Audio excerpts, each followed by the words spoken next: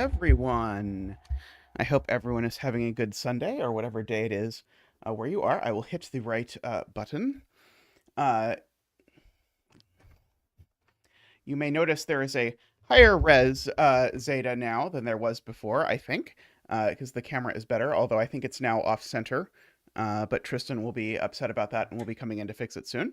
I am going to guess. So welcome, everyone. We get to start with a Gliperal puzzle, an Irrwisch X-sum Sudoku. So we'll go over the rules to that in a second, but this is our most voted on puzzle from the bucket. And it was voted for by David, Russ, David, Luda, Doomed Yacht, and Paul Fly. So thank you all for your support.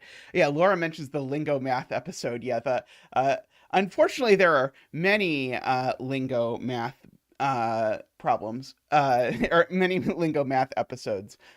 So we'll do that. Yeah, if Tristan wants to tell me how to fix it, I'm welcome to do that. But otherwise, it's just going to be that way until someone else fixes it. All right, so I've often thought about doing Irrwisch puzzles, but I've never actually done one, or Irrwisch. I always put an S in there, but it's not actually. It's actually Irrwisch. So we have normal Sudoku rules. Clues outside the grid are X-sum clues. So an X-sum clue, just to remind you how that works, is that if this digit is a 5... my keypad might work. It's just off. If this digit is a 5, then the outside clue gives the sum of these 5 digits. So that is how X-sums work. So the X in X-sum is the first digit. And so the first digit tells you, hey, you're going to sum some number of cells. And so then you'll get that. Now, the clues, however, are encrypted. Each digit within a clue has been replaced by either a question mark or a letter. The letters A, B, and C are Irrwisch, which represent a different digit each time they appear. 2-digit clues may not start with 0, but 1-digit clues may. How could a 1-digit clue start with 0? I don't think you can get an X sum of 0. I'm very confused by the statement 1-digit clues may. I did figure out orange. I can confirm I now know what orange is in lingo. I am happy to say. Now, when the episode will actually air is quite a ways away, because I just 2 days ago I figured out orange and beat lingo. So that episode will be a ways off. Okay. There is an example on the LMD page, which, as Tristan did not post a link. Let me post a link to the LMD page in the chat. There we go. Okay, and I'll pin it. So I'm told there is an example. So let me try and show it to you. I'm not going to bother fixing the scene, but we can just look at it here and see what's happening. There are no like single digit 0 clues. I don't know what's up with that still, but you can see like this A is a 6, this A is a 7, this A is a 1, and so on around the grid. So we have that. Hey, David, how are you doing? Okay, so one thing I see right away is that this digit can only be a 2 or a 3. If it were more than 3, it would sum to more than a single digit number when I looked at this. I'm going to scoot over slightly differently than I usually do. Somehow this... Oh, it's because it's not centered. That's why this is so bad. I see. Okay. Yeah, the puzzle is like way off on the left side of my screen. So if it looks like I'm doing this, it's because normally the puzzle would be like here, and instead the puzzle's over here somewhere where you can't even see it on the camera if I'm looking at it. The reason this can't be a 1 is that if this is a 1, then both A's here would be 1, and that would be bad. Okay, this is a 1, 2, 3, and I agree. Martin gives us sort of a 1, 2, 3 triple, with this A, because again, none of these can be 4 or higher. So yeah, so the A's, hey, Gliperal. Yeah, but don't set up the new camera until you have a puzzle that's set up the right way, because this puzzle I think is going to be like a further off because I'm looking at a different part of the screen than I ever look at, which is really unfortunate, but we'll deal with it. Can you explain, Gliperal, what the but one-digit clues may in the two-digit clues may not start with 0, but one-digit clues may means? Because I feel like a one-digit clue starting with 0 would be 0, but there's no way that a X sum could possibly be 0. Why couldn't the BA end in 0, David? Is there a reason that I am missing? Oh, there's a holdover from the sandwich rule set. I see. Okay. I was like, I feel like this is just impossible, and it feels like this is a weird joke that I don't 100% understand. Anyway, this is also 1, 2, 3. Okay, all of these I should say are 1, 2, 3. However, as Martin says, this one's not 1 because we know one of these is 1, and as soon as you get a 1, then you've hit your A of 1. Got our 1, 2, 3s over down here.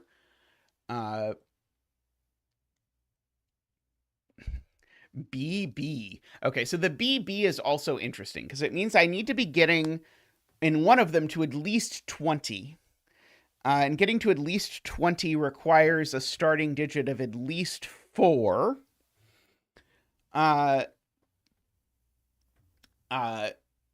Yes, you can add 3 digits to get to 20.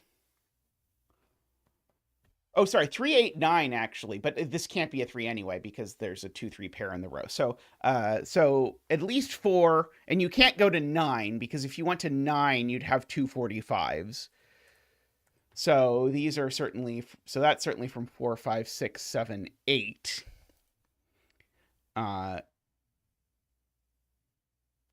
If this were 8, then this B would be 42 or 43. Actually, if you just look at the B's, we know we've got we've got 3 B's that are first digits. And those 3 B's have to be from 1, 2, 3, 4. So 3 of 1, 2, 3, and 4 are burned on first digits over here. We do know this A is not 1 because we know the 1A is in one of these two places. And so this A is at least a 2, which similarly is going to make this at least a 4, but that's not really saying anything. But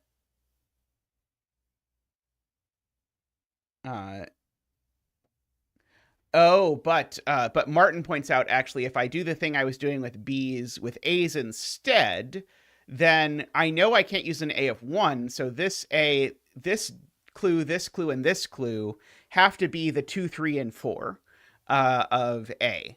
So A of 2, 3, and 4 are consumed, which is interesting. So the remaining A's are 5, 6, 7, 8, 9, and 0. Interestingly enough. Okay. So this AA, I guess, is at least 25? Is that right? This AA has to be at least 25? And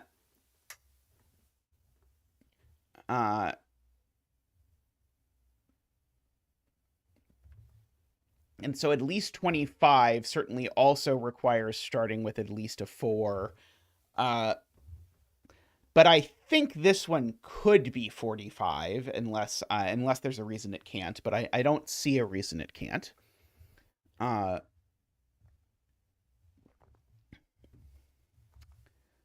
uh, so one thing to think about is where A is 6, because the natural thing would be for the A with a 3 in front of it to be 6, but it can't actually be in most of these places. In fact, maybe none of these could be an A of 6 with a 3. It could be an A of 6 with a 2. That would be okay. But the actual 3 here... Oh, sorry, this one could be 3, 2, 1. Sorry, this one could be 3, 2, 1.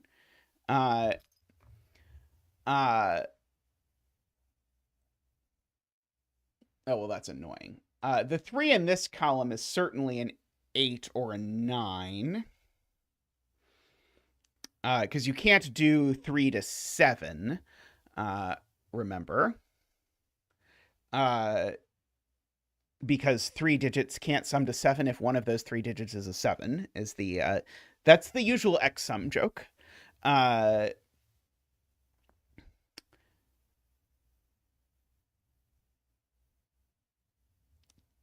Can this number even be as small as 4, given that those two numbers are tiny? And those two numbers are tiny? Maybe. But only just. Yeah,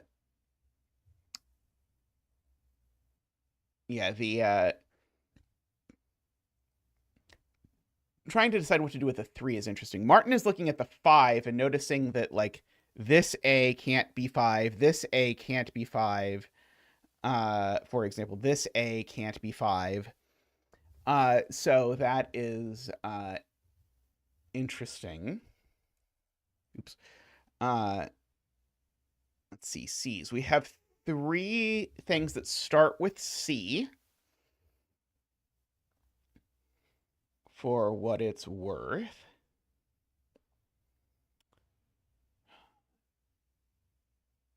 Do I know anything about where the last low B is consumed? Because I know I've got 3 B's from 1, 2, 3, 4.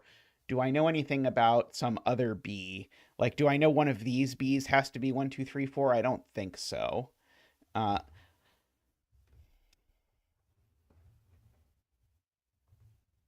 Let's see. Of course, I've got to be a little bit careful with where I put the 1. Let's see, this AA. Yeah, this AA can certainly be 45.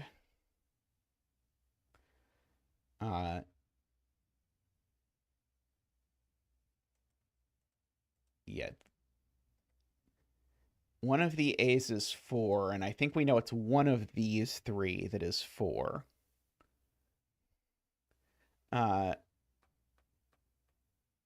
Yeah, I was looking specifically for low, but not 0. But maybe I should think of 0, 1, 2, 3, 4 as all going together, rather than just 1, 2, 3, 4 like I'm used to. I wonder if I meant to be doing any sort of coloring with 1, 2, 3s, because there's a lot of digits that I know are definitely not 1, 2, 3. Like if I just make my 1, 2, 3s blue, I don't know if this is going to do anything.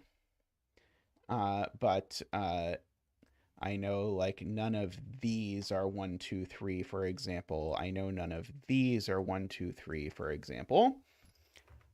These aren't 1, 2, 3. This annoyingly... Actually, this can't be 1, 2, 3 either, actually. I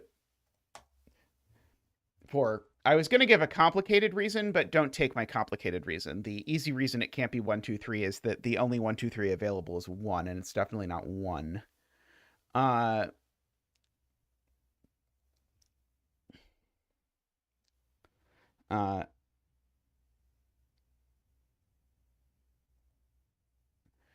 Oh, Martin says that if I make this a 3, then I run into problems with my A's makes both of them 9. Right. Okay, so yeah, so if I make this a 3, then I'm summing these 5 digits plus this one twice.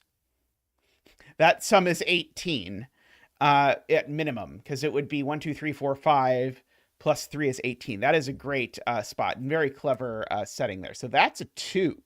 And we get to bring out Zach for our 2 dance. Boop, boop, boop, boop. Dooka, dooka, ba-doop, ba-doop. Dooka, dooka, dooka. Ba-doop, ba-doop, ba-doop, ba-doop, ba-doop, ba-doop. Waha! Zach on the new camera looks a little bit weird. Okay, so that is a 3.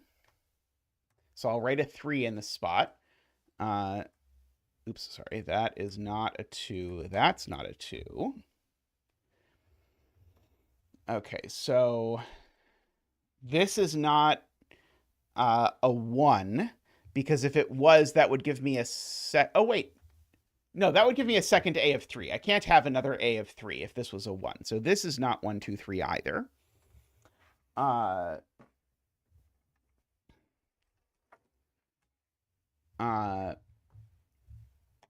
Okay, so this A is at least 6. This A is at least 6. This A is at least 6. Whichever of these 3 things is an A of at least 6.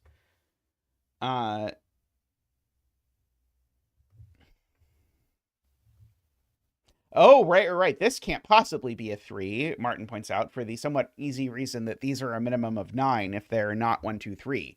So this is a 1, and that's a 3. Good. So there is a 1 in one of these 2 cells for sure, because I need 2 1, 2, 3s in a 3-cell sum to not overflow it, which means that these are not 1, 2, 3 if I want to continue that game. So there's my A of 1.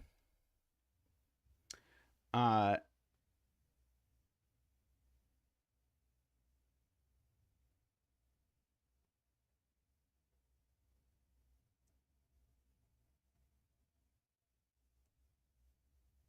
don't think I know these aren't a 2-4 pair is the problem with what David had said that I think David realized afterwards. Because I don't think I know that one of these A's is definitely summing to 9. I know this A and this A are both from 6, 8, 9. This one I know is from 8, 9 only.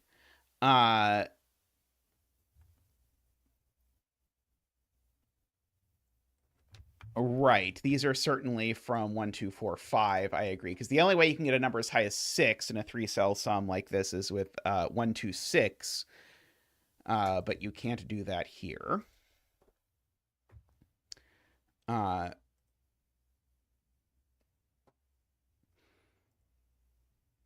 Let's see. I'm kind of debating like if there's any way I can sort of like create a note sheet for myself that keeps track of any of the information I know, but I don't know exactly what information I'm keeping track of. But I can at least pull out my little pen tool.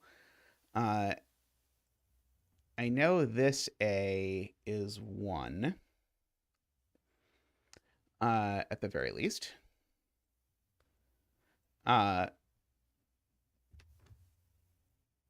The BA and AA digits are a 0, 5 pair. I don't think I'm quite prepared to see that yet.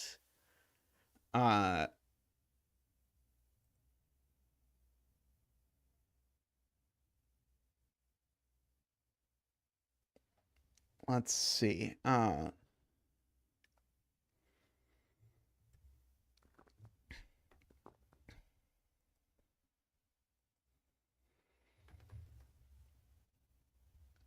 Okay. I think it's because of now there's only 2 options for which A is 5, because now this A can't be 5 anymore. And so if you look across the A's, then the only A's that can be 5, in fact, and the only A's that can be 0 are that A and that A. So these A's are a 0-5 pair. I agree.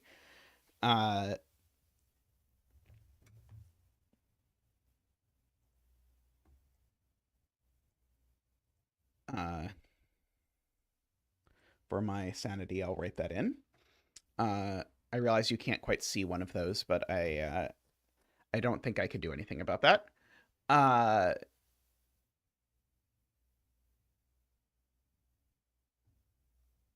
So what about an A of 2? Do we know where the A of 2 is? The A of 2, I guess we know, is just the starting digit of one of these things. Yeah, so that's right. We know sort of the A's of 2, 3, 4 New are donation from Ilosf. that one. Ooh, thank you, ELSF. Let's get a donation dance for ELSF. For making a donation on Ko-fi. Thank you. Boop, boop, boop, boop, boop, boop.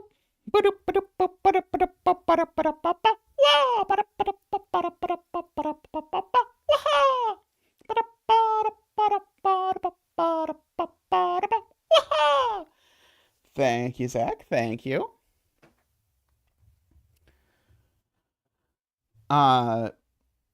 So yeah, so we've got our A's of 0, 1, 2, 3, 4, and 5 basically fixed. So yeah, so all the remaining A's are from 6, 7, 8, 9. I agree. So these are also from 6, 7, 8, 9. And so given that that's true, these are from 4, 5, 6, 7.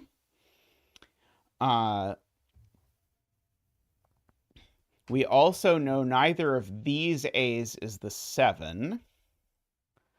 So yeah, so these A's are from 6, 8, 9, which means one of these is the 7, which means one of these two cells is 5, for what it's worth.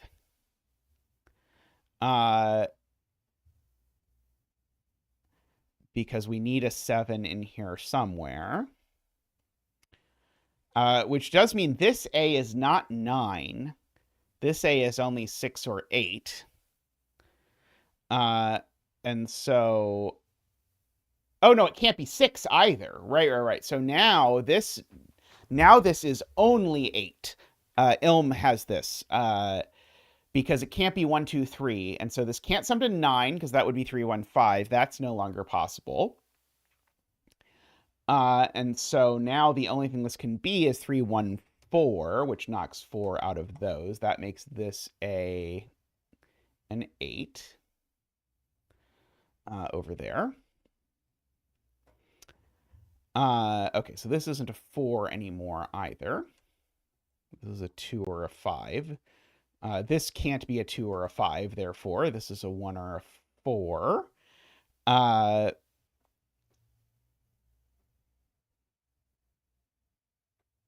Okay, so now neither of these A's is 6, and so now this A is 6. And so now this is a 1 and a 2, making this a 6.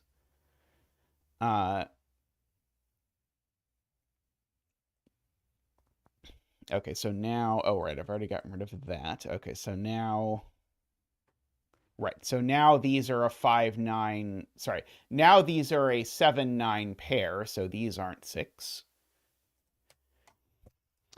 And so these digits are now just 1, 2, 3, 4, 5, 6, 8, 9. Okay, this unfortunately could well be 9, I think. Okay, these are blue, by the way, if I'm continuing my blue shenanigans, and these are all not blue. Oh, and so in particular, these are a 2, 3 pair. Just by Sudoku. One of these is a 1 by Sudoku as well.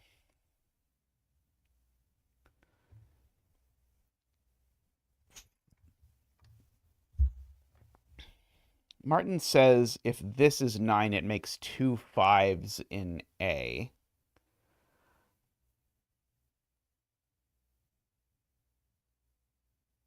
Oh, right, because if this is a 9 now, that's a 9, and so then there's 2 45s. I agree.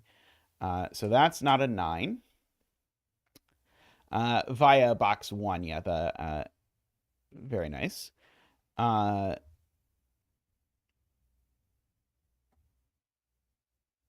Okay. This B can't be as low as, yeah, that's a very cute step. This B can't be as low as 2 anymore, I don't think. It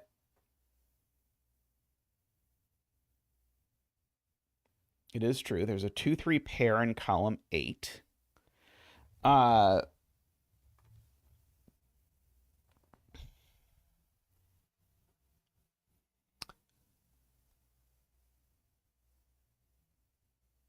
Yeah, it's hard for me to know. Like, I keep being like, I wish Gliperal had included some like note-taking thing, but I don't even know what note-taking thing Gliperal could have included because it's so unclear to me exactly how to keep track of what has been used. So I don't know, but yeah, we know these two are 7 and 9. So yeah, the A's are basically done now, I guess, is the punchline. This can't be a B of 1 for sure. I'm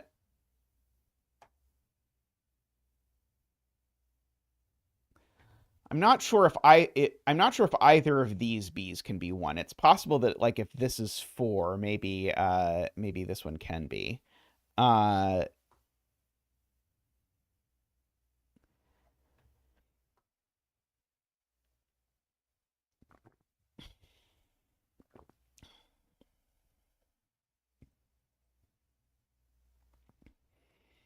Oh yeah, that is one of the nice things about Penpa. Like there aren't many nice things about Penpa for solving. Uh I would say there's a lot of nice things for Penpa for setting, but one of the nice things about Penpa for solving is that you can just add, even as the solver, you can just add extra rows and columns to make whatever kind of note thing you want, uh, which is appreciated. Uh, yeah, the pencil marking outside the grid, like, but you might have needed like an extra row and I don't even know. It's tricky to figure out what would have been nice. Uh, yeah, the like I'm trying to decide if I'm trying to prove that like these B's are big or something because I know where the 1, 2, 3, 4s are, but I don't know. Uh,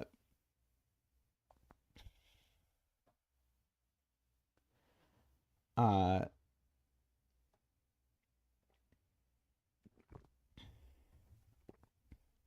I'm going to take a real quick break. I'll be back in just a moment.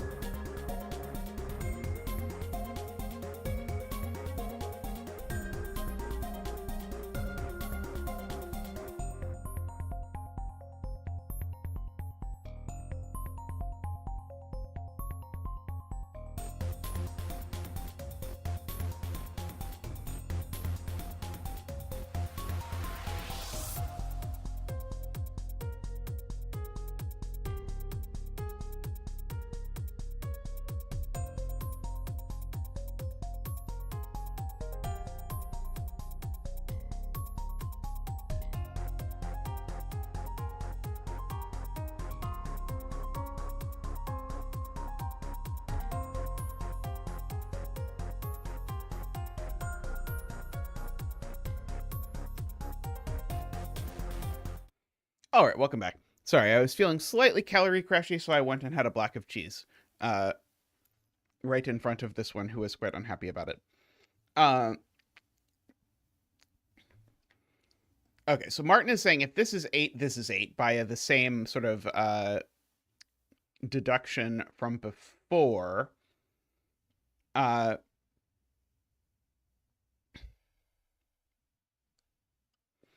And so then remember, if this is 8, I need the outies here to be, or I need this to be a end in 0 or 5.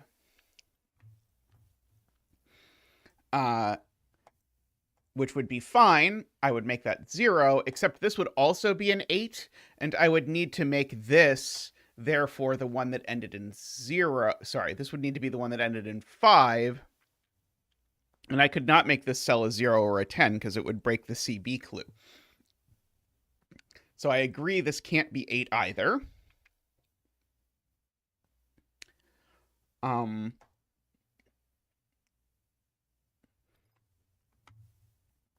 not sure if I can do anything quite as clever with this being a 6. Unfortunately.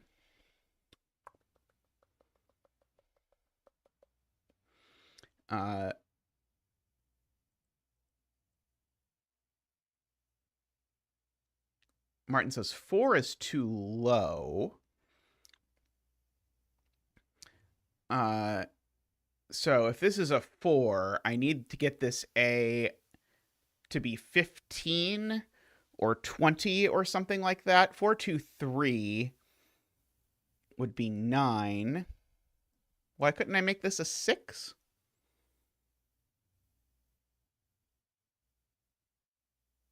And just make this the 15.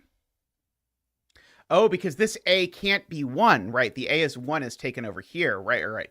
So this A would actually have to get to 20, and it just can't, because I need this to be at least 11. Okay, yes, I agree.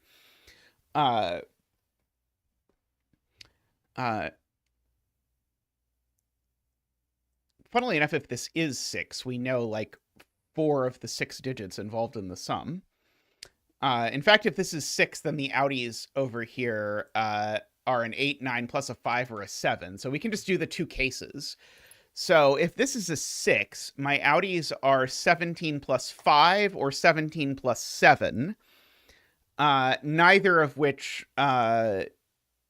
works for a last digit being 0 or 5. Because remember, the outies, it's 45 minus the outies. Well, if these are an 8, 9 pair, that just doesn't work, because I would need to make this 3 mod 10 or 8 mod 10, and it's just not. So this is never a 6. So that's actually a straight up 5, 7 pair in this row, which is crazy. That is one of the most bizarre pairs I've ever seen. So these are 4, 6, 8, 9, and there's definitely a 4 in them. So this sum actually definitely includes a 4. So if this is a 5, then we've got 2, 3, 4, 5 plus a single 6, 8, or 9.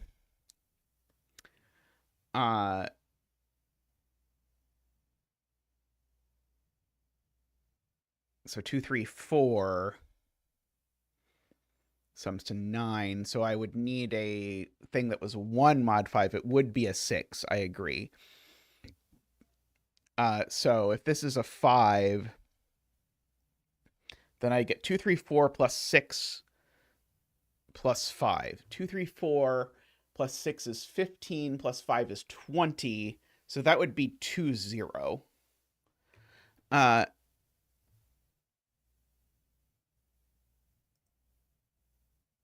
Oh, the 7 here is actually, so we can actually figure this out, because as Emma points out, 7 here actually forces me to make this 0 or 5 mod 10 in terms of sum, and this cannot be 0 or 5 in sum if this is a 5. Sorry, if this is a 7, because this is a 5, and I would need this to also be 0 or 5. That doesn't work.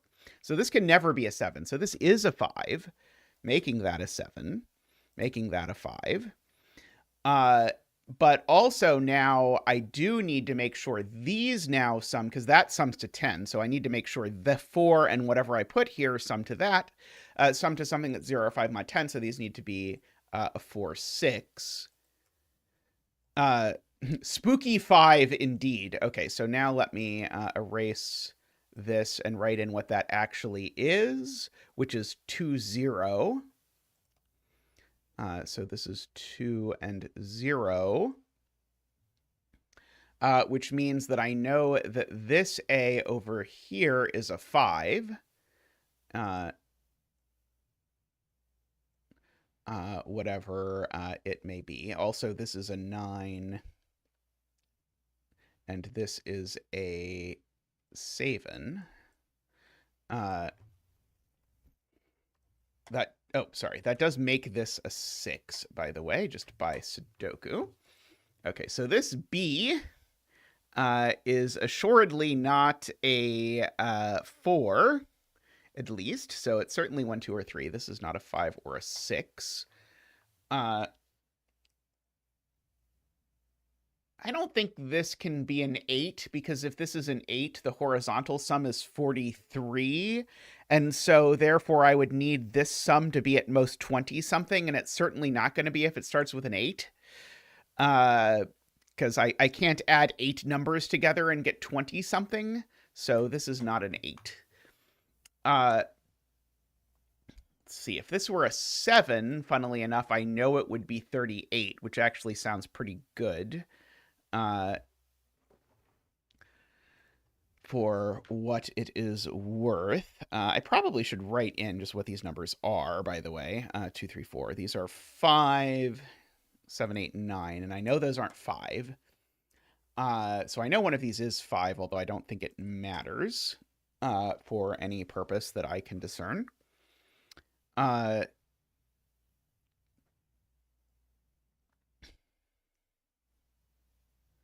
So I know these 4 cells sum to a multiple of 10, is what I know. And that multiple of 10 isn't 10, because that would be 1, 2, 3, 4. And it's not 30, because... Sorry, I'm highlighting the wrong collection of cells. Sorry, forgive me. That was too many outies. It's these 3 cells sum to a multiple of 10. Which is 10 or 20 only. 30 would be too big. If it's 10, then these are 2, 3, 5, in which case this cell is exactly a 5. 20 seems feasible until you realize that it would make these cells sum to too much, I think.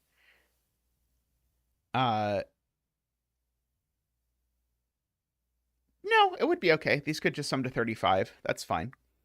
I think it's actually all okay.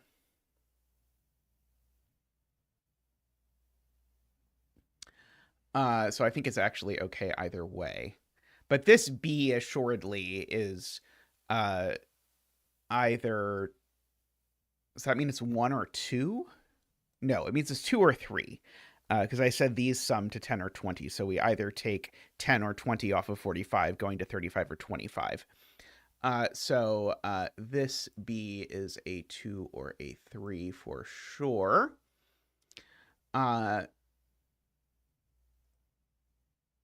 Okay, which means these two Bs are not a 2-3 pair. So they're probably either a 3-4 pair or a 1-2 pair.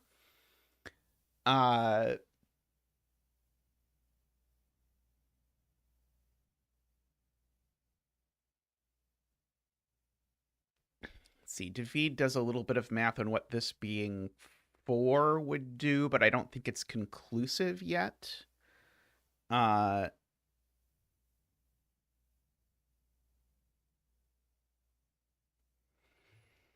see, I don't think I know anything about 5s yet.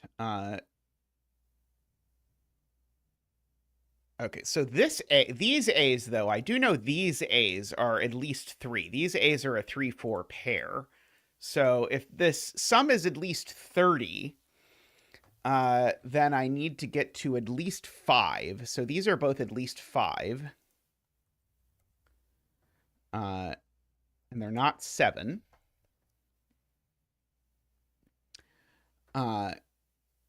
This can't be 8, because if this is an 8, then I know I end up with 42, 43, or 44, none of which work, because I've used the A of 2, 3, etc. Actually, this can't be 9 either. Neither, that can't, oh, sorry, no, this could be 9. Oh, no, sorry, this is not an AA clue. Sorry, I tried to argue that this couldn't be something based on thinking this was an AA clue, so it could be anything. Never mind. Yeah, so these are a 3-4 pair, and this B is something, but who knows. So I guess all I really did was just note that these cells can't be 4, which is maybe not the most impressive note that Zeta has ever made. Yeah, I was mentally making this an AA, which is not a thing.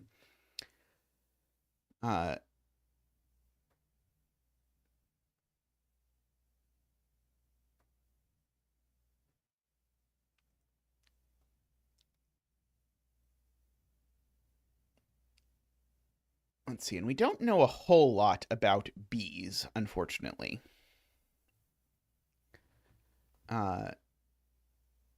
So yeah, I think we just know these A's are a 3-4 pair, and I think that's everything we know about A's. I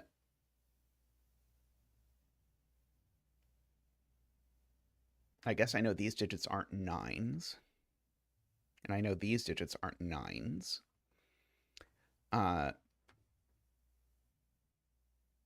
I don't even know this digit isn't a 9, actually. Hey, someone, how are you doing?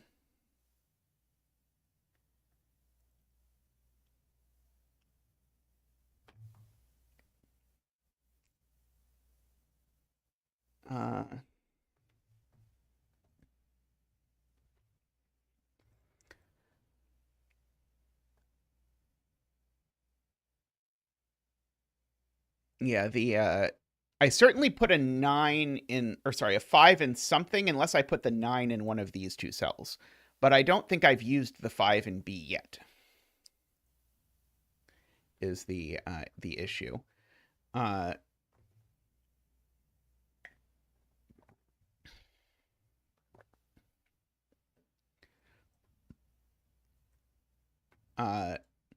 So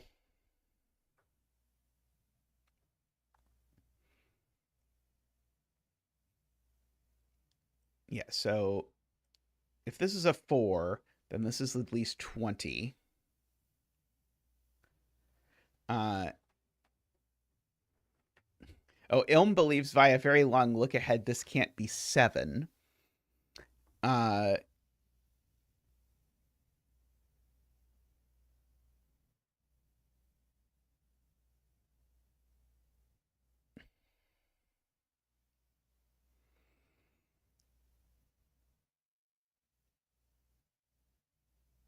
So is the point that if this is 7, this column doesn't work well?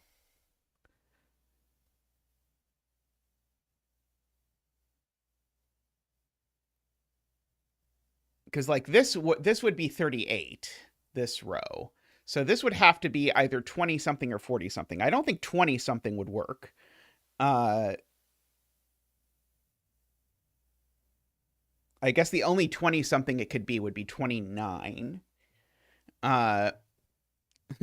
29 doesn't work because these would be 7, 9, and we made this a 7. So 29 would not work. So this would need to be 40 something, which would mean that we would need these two to sum to at most 5. And since this one is at least 4, it would have to be 4 and 1. So it would have to sum to 40 even. I don't think it's quite broken yet, but if this is a 7, I know that these are a 4 and a 1.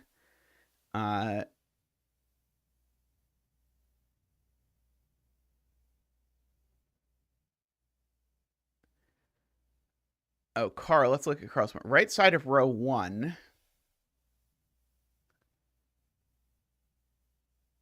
sums to 20, 21, 22, or 38. So that B is also 2 or 3. I see. Okay, yeah. So, right. So, just by looking at these options, right, this B is always 2 or 3. And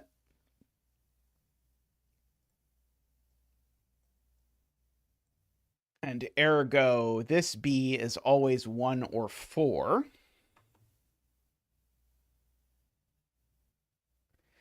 Does that help? I agree this B is 1 or 4.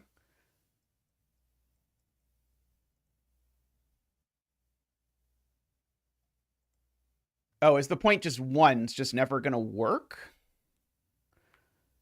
I don't know that I know that 1 isn't going to work, actually.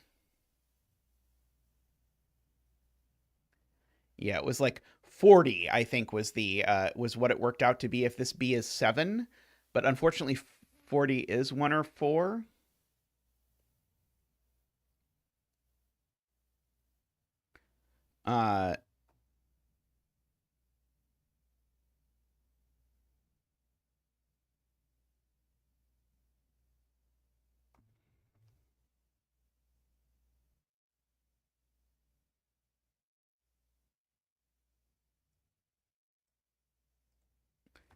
I don't see why this can't be 4, though. Are you claiming I can't make these 4 sum to 20-something, or these 4 sum to 20-something?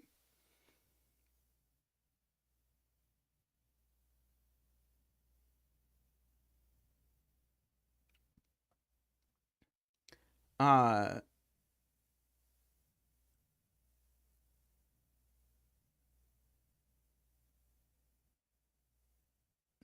oh, I see. It makes this, okay, I see, right. So if this is 1 and 4, then it makes this 10. Okay, I see.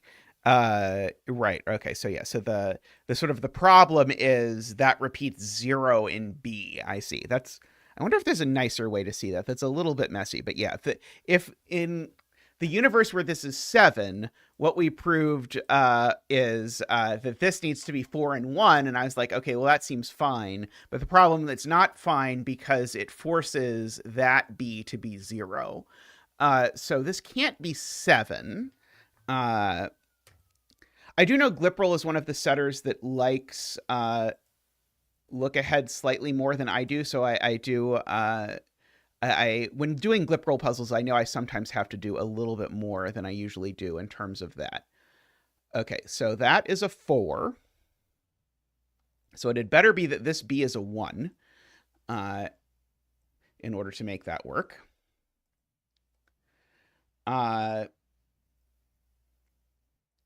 So I need these two.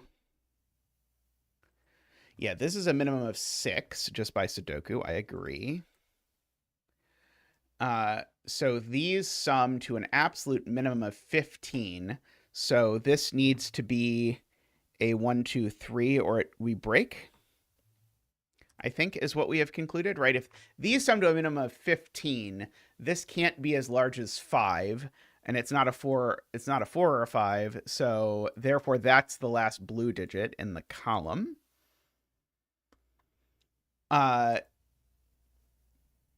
9, I think, is not too big. But that does mean now, well, this at least isn't an 8. I guess this was never an 8.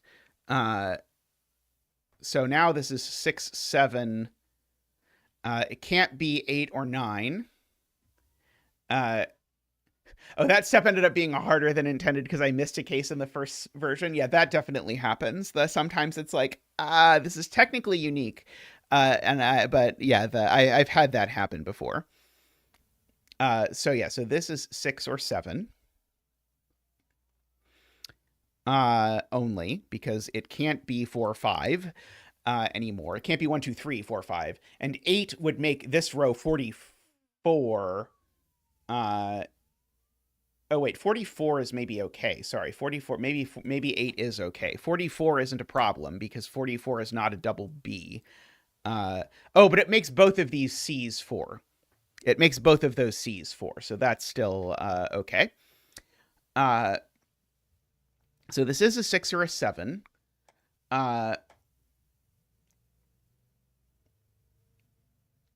Well, it would make both of these B's 5, so I can't have two B's being 5. And two C's 4. So yeah, so this now is 2, right? There's no way I get up to 30. Yeah, there's no way I get up to 30. So this B is a 2, which means this B over here is a 3, for what it's worth. So this is just 35, which means these sum to 10, which means they are 2, 3, 5. And that's the 5 out of the 2, 3, 5. And these are my other two lows. I thought this coloring was pointless, and it hasn't been, spectacular, but it has sort of felt as though it was almost useful at several points.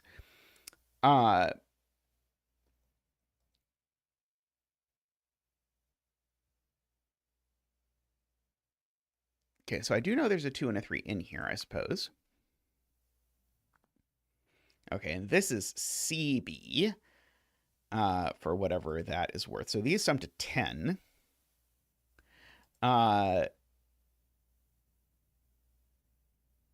Let's see. Yeah, this is a question mark. This can't be 8 any. Oh crap! No, sorry. I make this mistake. I've made this mistake so many times. This is a question mark. Doesn't care at all what the second digit is. So this doesn't really matter.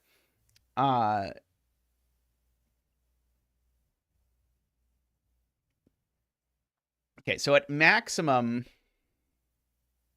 this is 5 plus 8, 9 is 22. Can't be 22. So this B is a 0 or a 1. I don't know which one, but it's one of 0 and 1 just by math.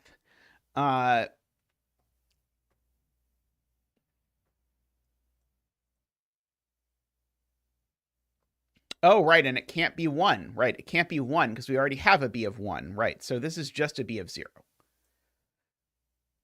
That is very handy. And so if that is a B of 0, then I need these to sum to the minimum possible, which is 1, 4, 7, 8. So there is no 9 in these, and that is the 9.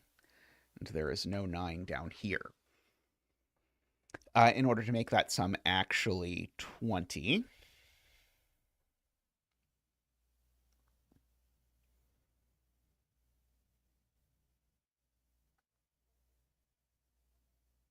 Okay.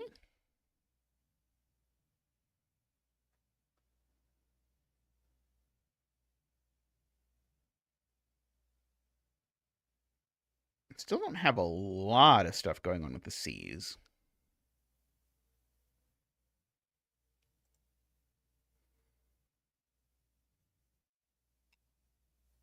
Let's see, but I've got B of 0, 1, and 2 now. So this needs to be... I mean, it's always going to be at least 3, right? This is 9 plus a minimum of 7. So this is a 6, 7, 8, or 9, I guess, for this B. Is not incredibly helpful. If this is a 3, it does force the remaining 1, 2, 3 in this row to be in this box, but I don't immediately see a problem with that.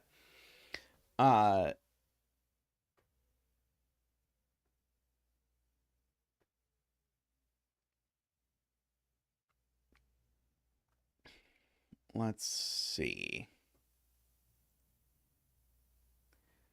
If this is a 7, just for the record, then that makes this C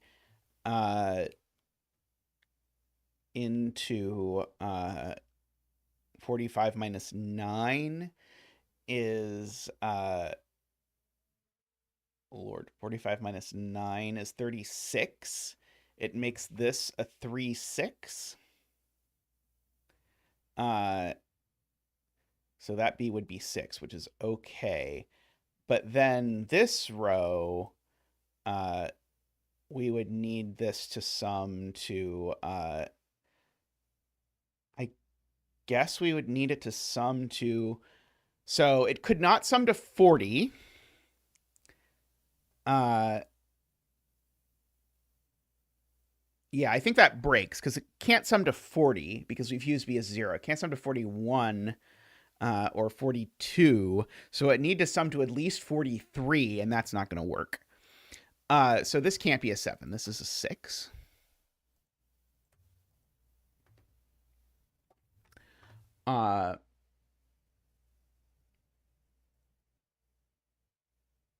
And so these sum to at least 10. So this is a maximum of 35. Oh, and these sum to at least 16. So this C is a maximum of even less than that, 29. So these C's are certainly a 2-3 pair, because this C is actually both a, this C is both a minimum and a maximum of 2, right?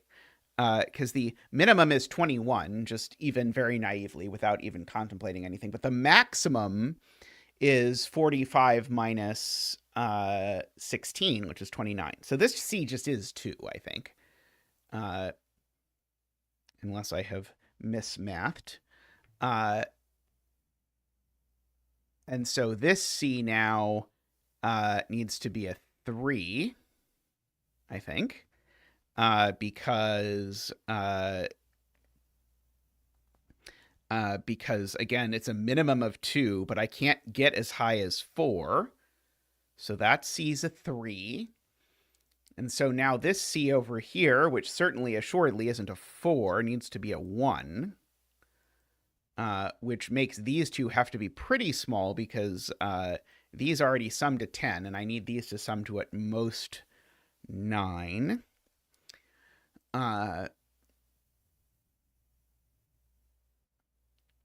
And so Martin says the point is this sum needs a 1 because 1 is the only number from 1, 2, 3, 4.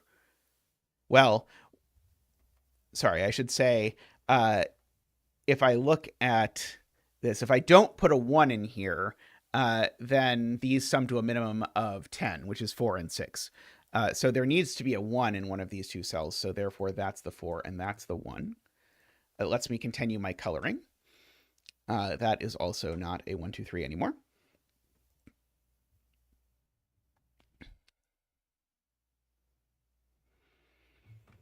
And I can probably contemplate what number it is that goes with the 1. Because, let's see, it is not... Oh, it just is a 7, 8, or 9, because those are the only digits left. And it's not a 9. So it's either 7 or 8, right? 1 and 9 would make the sum 20, which doesn't start with a 1. So this is either 7 or 8, which makes this B 8 or 9.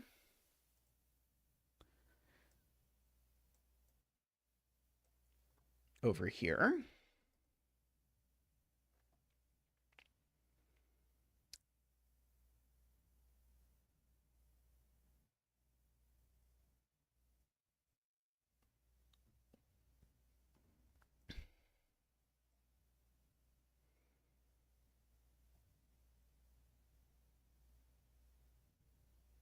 I know there's a 5 over here by Sudoku.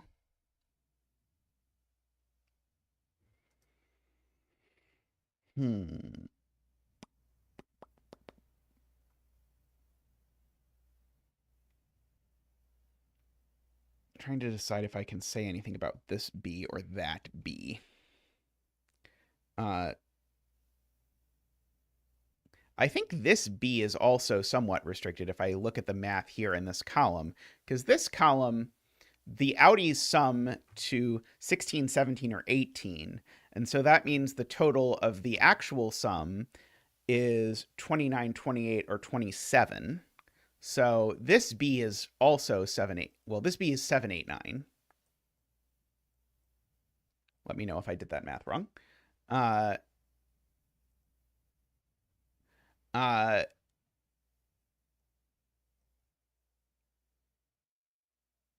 this row, who knows? Because this digit can be a lot of things. I guess it can be a 4.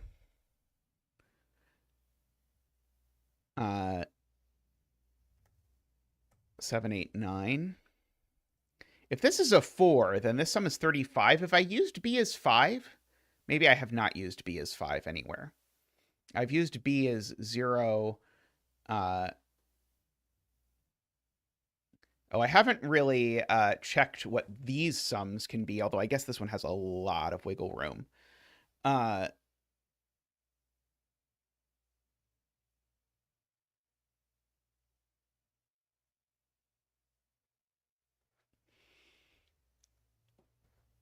Okay, so we have used b is 0, 1, and 2. And 3. So this is at least 34. That means the outies, so just to do David's math, the outies therefore need to sum to a maximum of 11. So if these are going to sum to a maximum of 11, this can't even be as high as a 7, because that would already sum to 13. So therefore, this is just a 4. So there's a 4 over here somewhere. And therefore, I actually know these actually do sum to 35. Oops. 35. Okay, so that's my b is 5. So now it's b is 4 is the one I haven't used anywhere, right? And b is 6 I haven't used anywhere. 4, 6, 7, 8, and 9, something like that.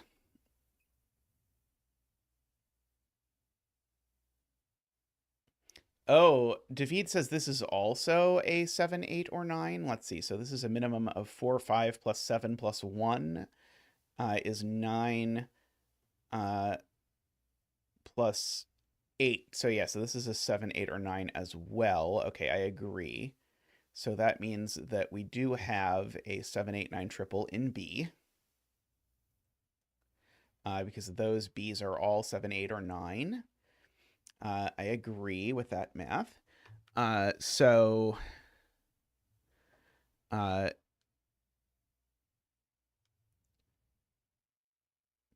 this can't be a 9 anymore because we did find the B that was 5. The remaining B's are 4 and 6, right? I think these B's are 4 and 6.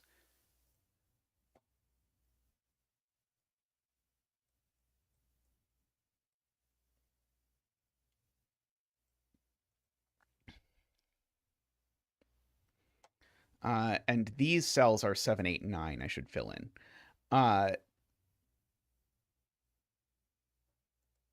So I think this can never be an 8, right? If this is an 8, then I need to look at this 7, 8, 9 as my only outie, but none of those give me a 4 or a... Oh, no, sorry, they do. It would be a 9. So if this is a 6... Sorry, if this is an 8, that's a 9, I guess is what I'm saying.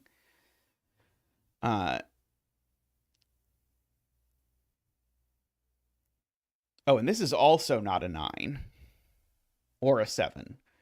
And so if I just write it out, Josh is pointing out this cell is also a 6 or an 8 just by asking what the candidates can be. It can't be 1, 2, 3, 4, or 5. So it's from 6, 7, 8, 9. Neither of these can be 7, but neither of them can be 9 either, because both of them being 9 would put a second 5 in B. So these are, just for the record, 4, 5, 9. Yes, very nice setting there. So these are a 7, 9 pair, which look up at this 8 and that 9. I'm not sure how useful that would work, but... right. This is never A is 4, Martin points out, because now we've said I'm subtracting off at least a 7, 8, or a 9. It doesn't work. Oh, sorry. The rat was facing his butt towards you. How rude. Right. So I need an A is 4, so it has to be here. So that has to be the 9, which gets us a good old classic 4, 5 pair. in this.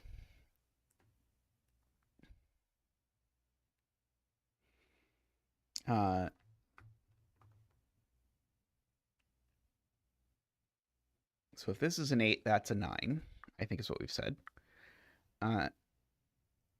If this is an 8, I think I break B, don't I?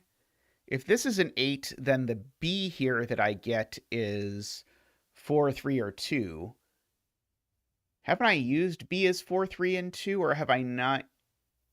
Oh, no, I have not used B as 4. Darn it.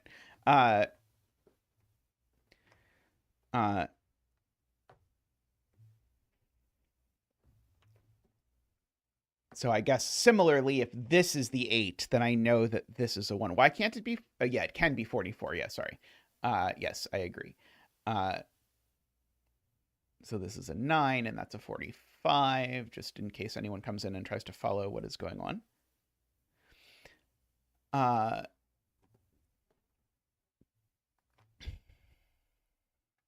Okay, so C, we've used 1, 2, and 3 for sure. There aren't 10 C's in the puzzle, right? No, there are not anywhere near 10 C's in the puzzle, I don't think.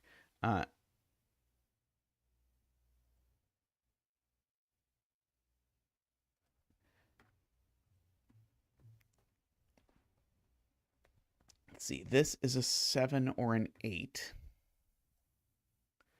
These are from 2, 3, 4, 5, 6, 7. Oh, not 7, sorry. Just 2, 3, 6, right? Just 2, 3, 6.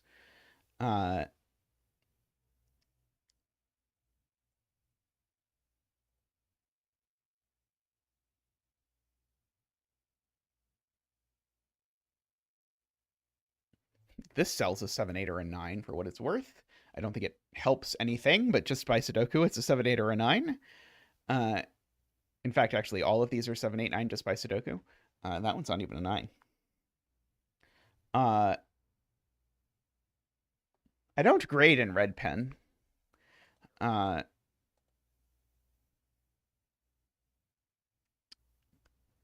edit in red pen. That's the only thing I do in red pen.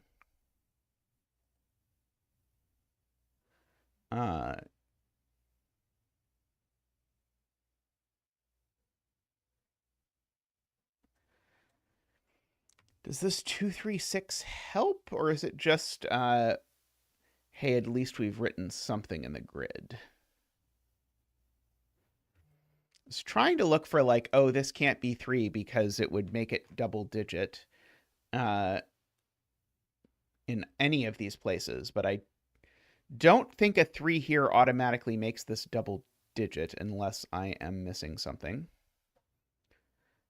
I do know that these are from 6, 7, 8, 9. For what it is worth.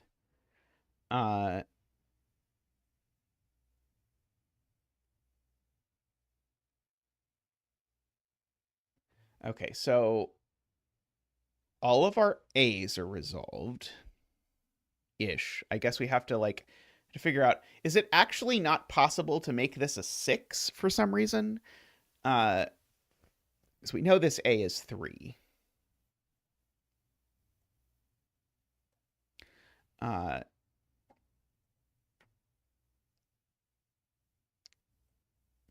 If I make this a 6, then I need to make these sum to a maximum of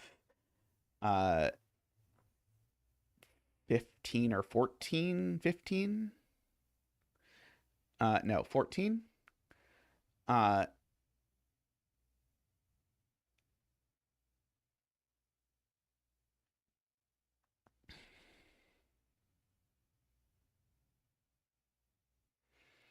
If row 4, column 9 isn't 1, then the bottom clue is 7, making row 3, column 9 a 9, breaking the top clue.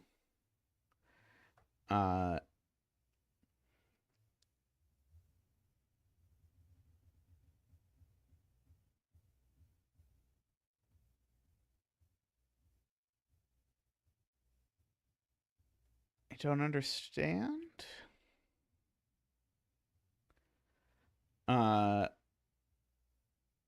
I do see that we do have to be careful about the second B in this 30 clue, because the second B in the 30 clue actually needs to be pretty big.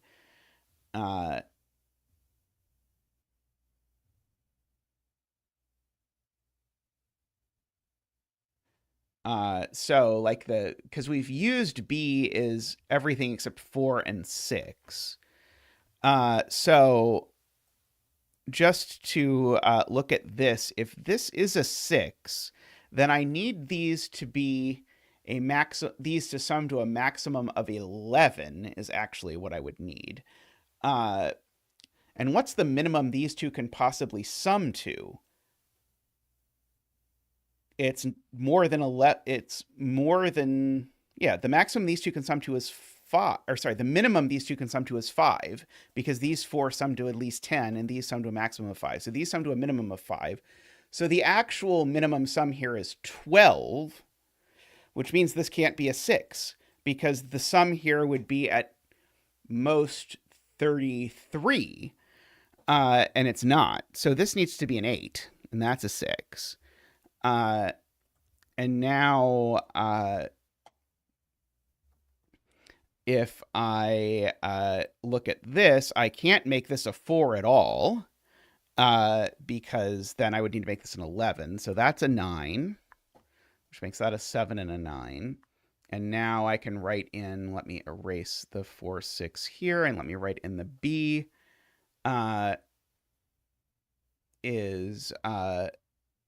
this is now 36. So now this ends in 4, for whatever it is worth. Oops, sorry, that's not a 9. That's not a 9. That's not a 9.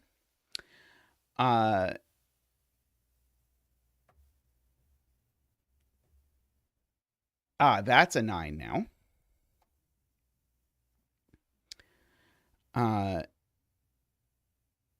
These three now add up to either 11 or 21.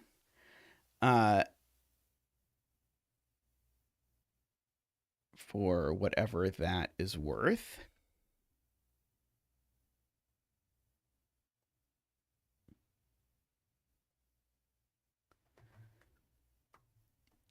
Right, 21 is too big, so they do in fact sum to 11. Right, 21 would, the maximum they can sum to is actually even less than 3, 8, 9, because there's already a 9 in the box, but 3, 8, 9 is already too small. So these three sum to 11. I think they'd better have another 1, 2, 3 in them. Is that true? No, they could be like 2, 4, 5 would be okay.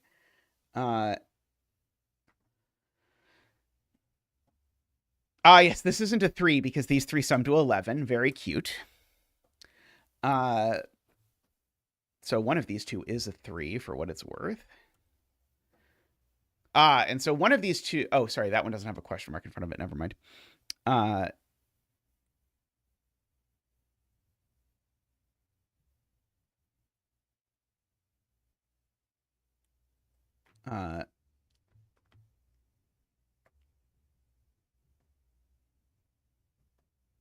Okay.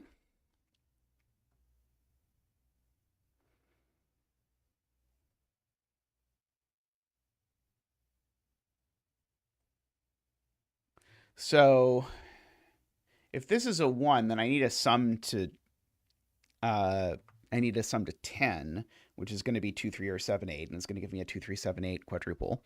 If this is a 2, I need a sum to 9, which can be 4, 5, but it can't be 3, 6, could be 2, 7.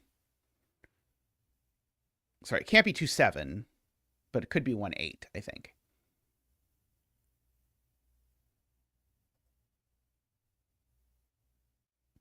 Let's see, João asks if this can be 3, because if this is a 3 now, then that would have to be a 7, and that would be a 19, so that looks okay. this bottom clue, Martin points out, I can actually now redo my Audi math here because I removed a cell from this thing. So these now sum to either 16 or 17, whose Audis are 29 or 28, not 27 anymore. I agree. So that gives us an 8-9 pair in B. So now this B is actually just a 7. And if that B is a 7, that now means these two need to sum to 8, which means they need to be a 7 and a 1. Very good. 2, 3, 8. Okay, I suspect that sort of got us to Martin's other point in a roundabout sort of way, but maybe slightly smoother. I'm not sure. Okay, so that's a 7. It's no longer an 8, no longer a 3. This 3 needs to have a 2 in it because it needs another thing, so that's a 2, which has made this a 6. And so those are my 2, 3 pair. Now, this digit can't be larger than 4. It's only a 4, actually. In fact, actually, you can gray out the rest of this.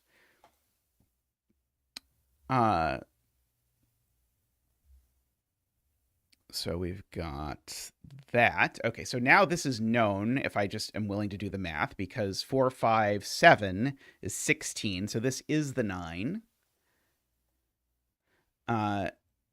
And so if that's the 9, it means this is the 8, which means that I need these two to sum to 8, which means they need to be 1 and 7 in order to make them sum to 8, which means that's an 8. Let's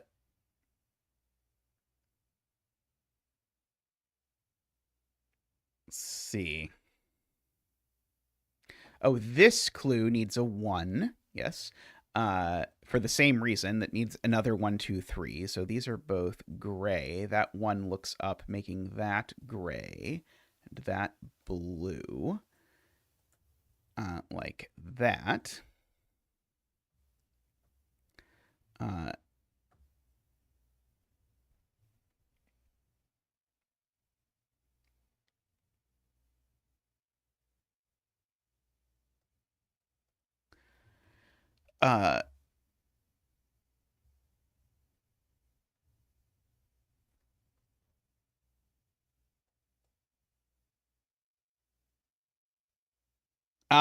Right. This is a minimum of a 1-5 pair. Right. So because these are a 1 and something, and the smallest something I can put with a 1 owing to this 4 is 5, which makes 9. So these are a 1-5 pair,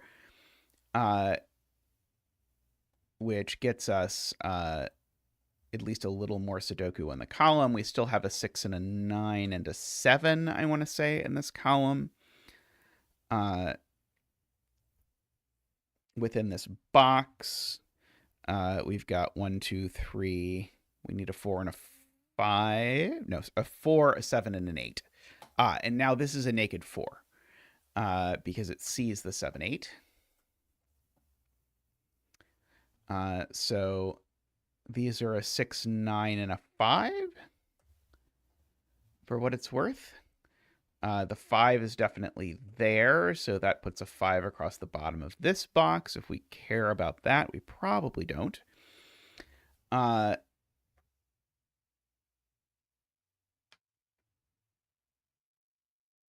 right, there was an 11 sum somewhere. Right, this was an 11 sum. Right. So if this is an 11 sum, this can't possibly be a 5. It's a 1.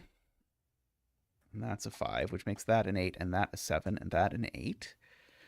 Which makes that a 5, and that an 8. Makes that not a 5. Yes, thank you for remembering the 1 in row 7. I definitely did not. These are 1, 3. Okay, well, we know where the 1, 3 in the row go. And this is the other one.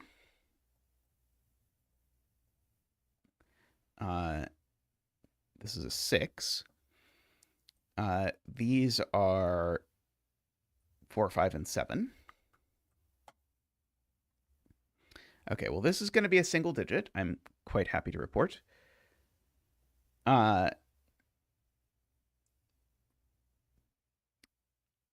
But think how much more I've enjoyed the puzzle because I've gotten to color in the blue digits. That's what really matters, right? Uh,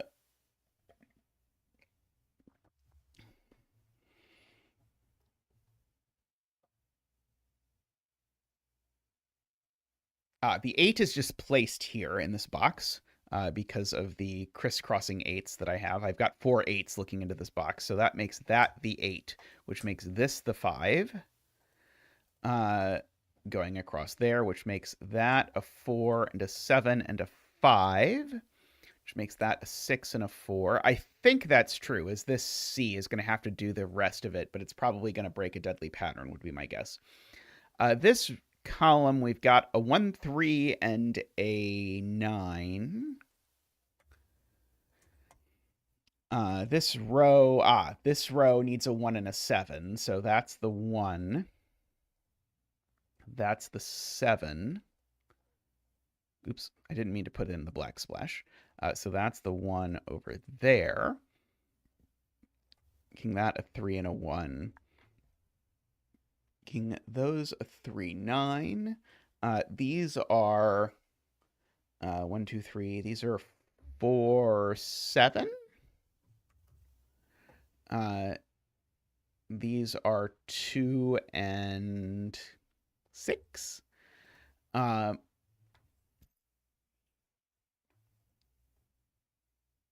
Okay, so if this is a 4, then that's a 7, making 11, and that's a 9. Or sorry, making 11, 19, and so it would be 21 or 22, and we've used C as 1 and we've used C as 2, so this can't be a 4, I think, if I did that math correctly. Very cute. So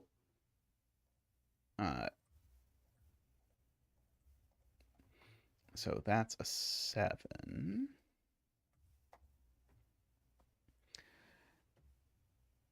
And so now it's the sum of these cells. So now if that's a 2, that's a 6, which would be 8 plus 16 plus 9 would be 25. Do I have a C as 5? I don't think I have a C as 5. So that looks okay.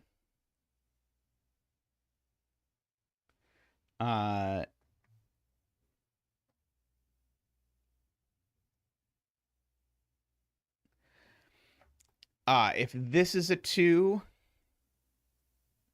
I am being told we have an issue, because if this is a 2, then that's a 3, which makes that sum to 10, and that 22, and now we've repeated C as 2. Okay, so this is not a 2. This is definitely a 6. So that places this 2, 3, 2, 9, 6, 9, 3, 6, and 9. Very nice. I quite enjoyed that. I guess I'm supposed to total this now, right? I think it worked out to 25, because I think I did actually do the math. Yeah, it's 25 for this last one. Woohoo! Nice puzzle. Very intricate there, but very nice. I liked that a lot. I like the Irrwisch condition. I think it mostly shows up in kind of crazy puzzles, but I do enjoy it. All right, I'm going to take a quick break, stretch, check on the plants, and I'll be back in just a moment. So see everyone very shortly.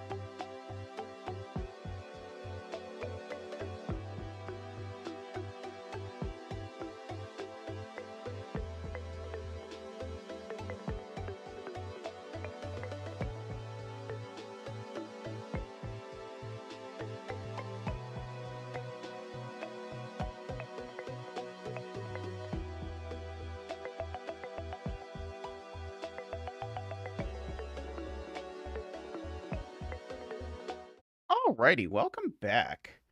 Next up, we're going to do this pentominous puzzle. Now, for some reason, this shows up as untitled by unknown, but this is Yaslin Pentominous by Nell Gwen. Somehow the Sudoku pad converter got confused, I think. By the way, I should announce, this is announced on the Discord, but I'm just going to reiterate it. I am doing this Invitation to Puzzles series. I think we still haven't quite gotten the camera centered yet, but it'll be a process. But I'm doing this Invitation to Puzzles series where I'm going to do a bunch of sort of introductory puzzles of a bunch of genres, pencil puzzles, Sudoku, etc. If you have any puzzles laying around that you think would be good for that, or if you want to make one, by all means, there's just a thread where you can dump them over on the Discord. So by all means, please do. I do look less white, which I appreciate. All right. So anyway, so if you have any questions about that, by all means, but I intend to start putting out those videos in the not too distant future. So we shall see. Okay, so we have Yaslin. Shade some cells gray. Arrows indicate how many shaded cells are in the indicated direction. Clues with 2 arrows count each direction separately. Some gray cells might not be pointed to by any arrows. Divide all non-gray cells, including the blue arrow cells, into pentominoes. No 2 pentominoes with the same shape, including rotations and reflections, share an edge.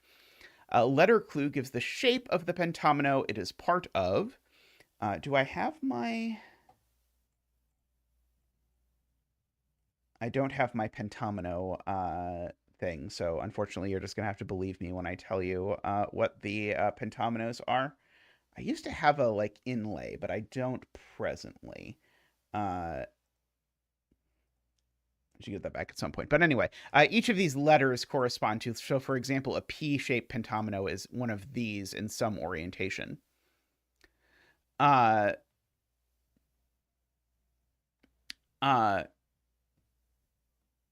A letter clue is, okay, a pentomino may have multiple arrow clues.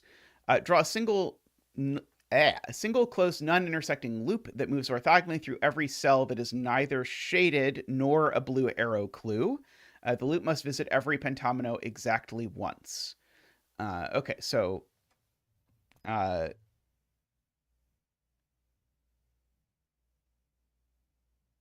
can I possibly have a Y, then? Oh, because the Y has to have a clue in it. I see. Okay. Okay, so a Y looks like this. You cannot draw a loop through these if I have to visit every cell in it. And so this Y down here has to include a clued cell, and the only clued cell it can possibly include is this one.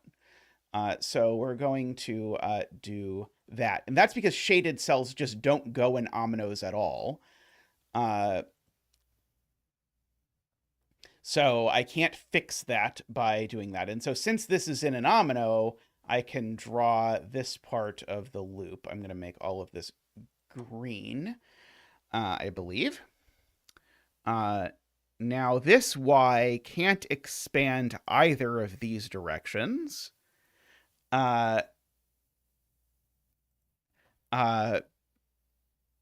Yeah, if you didn't have some way to... Oh boy, my mic is screwed up again. Let's see if that's better. If you didn't have some way to include... to sort of avoid cells of a pentomino, you'd be really restricted in the pentominoes that you could visit. Oh, there's a 0 clue. Yes, there is a 0 clue. Now that I have established notation, I can green all of this. All of this is part of a pentomino. Okay, let's see. Do we have... Oh, there's 2 down here. Okay, so there's 2 gray cells down here. So what that does give me is these little X's. And the reason why... I guess I should just green everything that's part of it. Sorry, I know I'm being slightly non-focused here. I should green everything that's part of a clue, since these are all that. one of these two is for sure a shaded cell, and one of these is a shaded cell, because shaded cells can't touch, right? Unless we did not do that, but I think we did. Do the rules not actually say that shaded cells can't touch?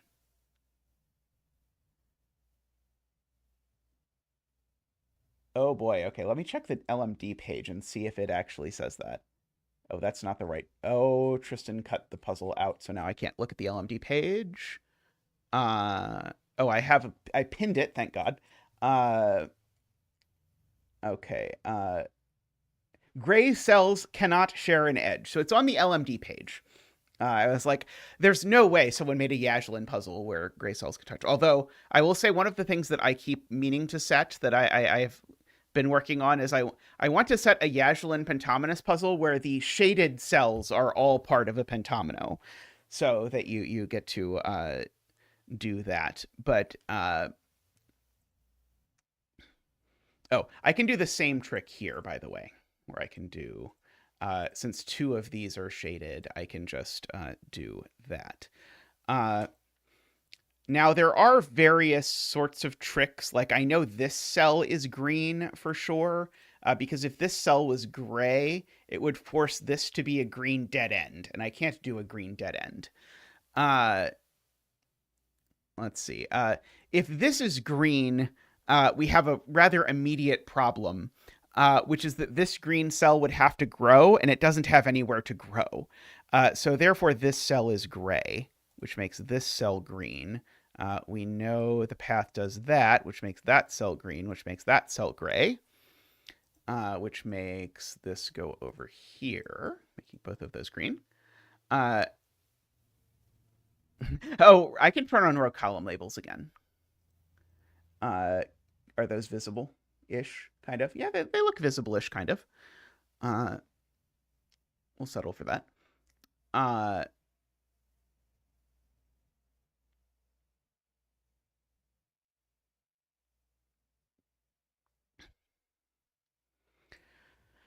Okay, this Y cannot take this cell. If this Y takes this cell, it breaks immediately, because as soon as this Y takes this cell, then it's automatically got to go up like this, and now this thing has definitely left it and all sorts of other problems. So if the Y doesn't take that cell, it means the Y definitely takes this cell. And the loop has to connect through there, because otherwise we've got some issues. But now the Y can't take this cell either. And so now the Y, in fact, is forced to take exactly these cells, I believe. Which, funnily enough, is going to force this cell to be gray, because it can't be part of anything anymore. Oh, that's not what I wanted at all. There we go.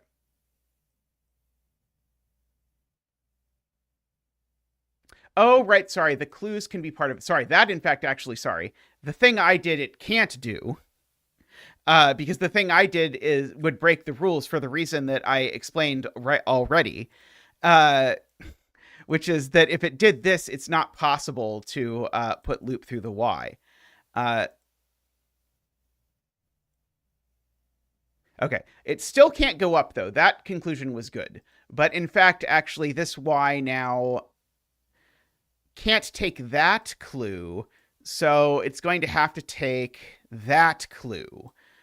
So I think all of this is going to be part of the Y.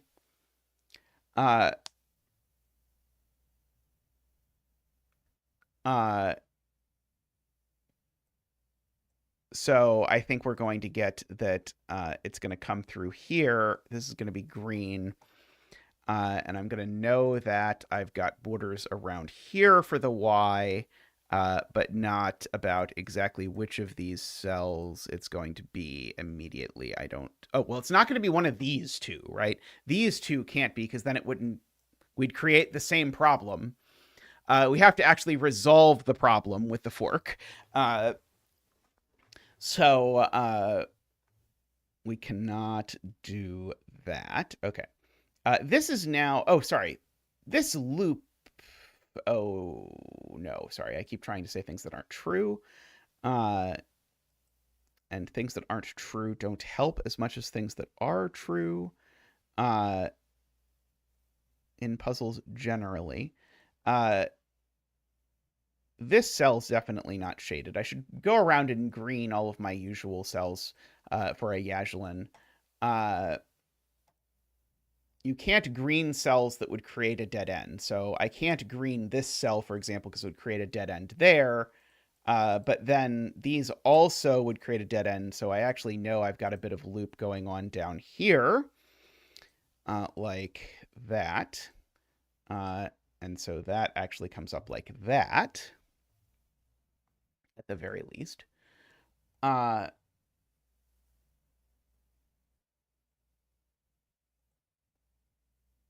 Right. If this was gray, that would be gray. That doesn't work. So this is definitely green. Oh, yeah, this will just create a mini loop if it goes down. So I should better not do that. So this goes up. Row 11, column 14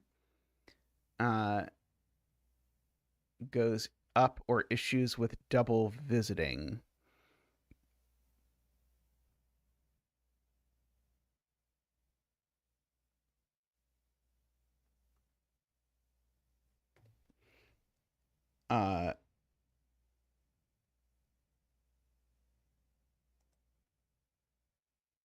Oh, right. This is just sorry, that was the easier point. This comes here, and now it can't leave this because it actually gets forced over here. Okay, so yeah, we can do this in sort of mini steps because this can't leave its omino yet. And therefore this goes up because now it doesn't have anywhere else it can go. Right. Okay, so now all of this is now forced to be one omino, so it's a P. Because basically I have to keep going along this line while staying in the omino, and maybe optionally. Oh, sorry, I don't know all 5 of these. It could be that it's that P, I guess. Sorry, I guess I don't quite know. Yeah, it could be that. Yeah. It would be so wasteful to have a P take a clue because P cannot take a clue, but it is, I think, always going to be a P, but I don't think that really matters presently. This can't be shaded because it would create a dead end. This can't be shaded because it would create a dead end. Likewise, this can't be shaded because it would create a dead end. And that. And that, while we're at it.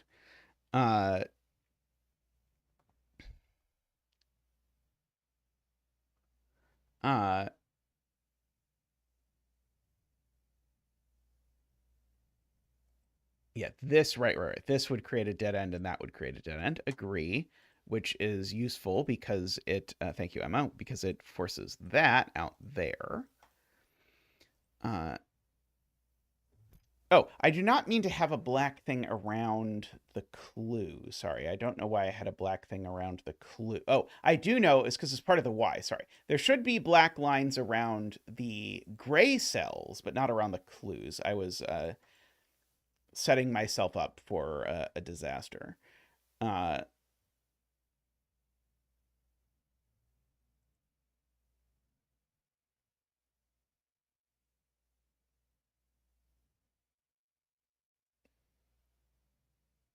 Right.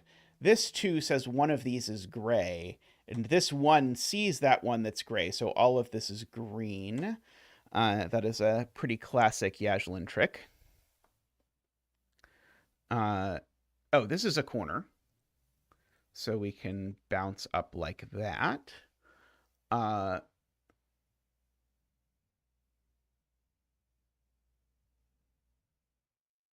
And column 2, row 5, row 7, and row 9, all green for corner gray options.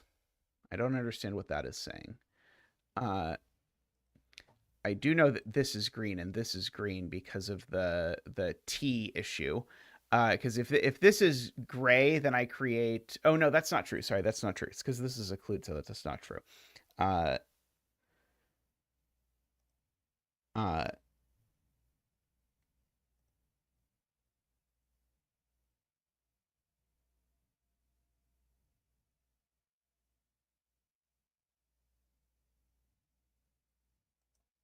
yeah, I agree. These are all corners are gray,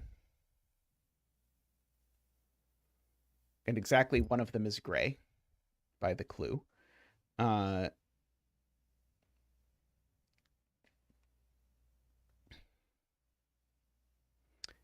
uh, right. Okay, yeah. So yeah, right. So the point from Emma is I know that this is either gray or a corner, and in both cases, the corresponding cell is in the next column is green. I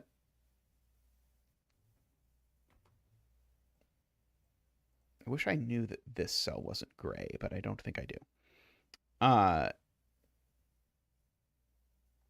do have to make sure this Y doesn't touch that one, but this Y could consume like all the clues in the known universe.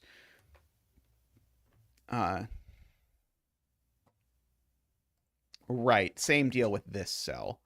I mean, I guess it's just as simple as this cell being gray creates a dead end there.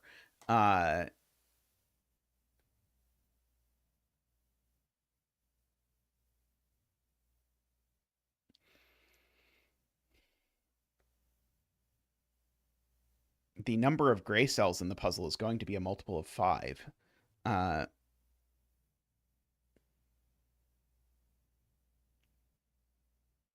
Right, this would create a dead end there, for sure.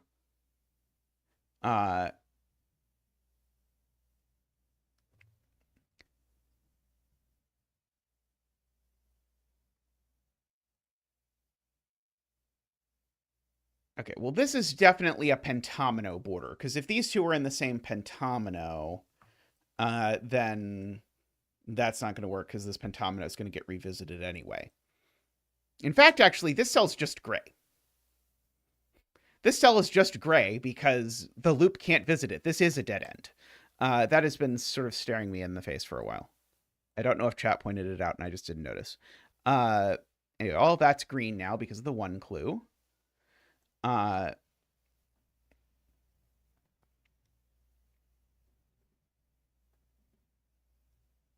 don't think that quite tells me what the Y has to look like. Oh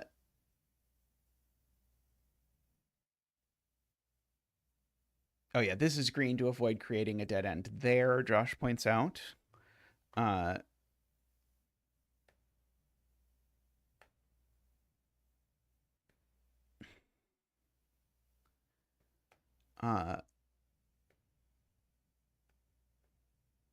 Oh, this is just a corridor, so we know the loop does this, and we've got to be very careful with the loop doing that. So now this is gray, because if this is green, the loop closes. So we can continue this. We can't close the loop, so this has got to continue over here like that. We still can't close the loop, so that's got to continue, and that's got to continue.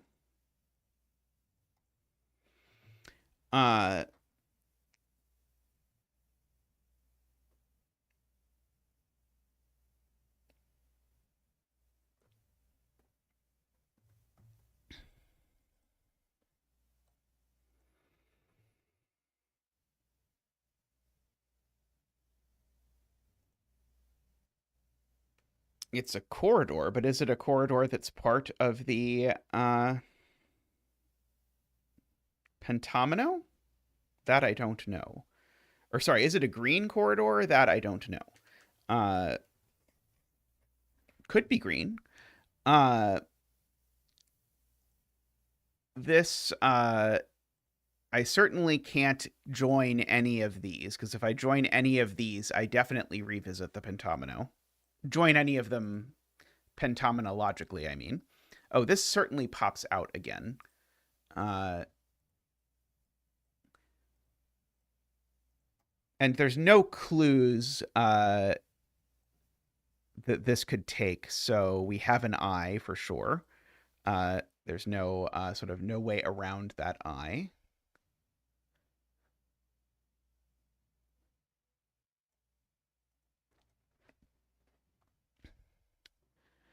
Okay.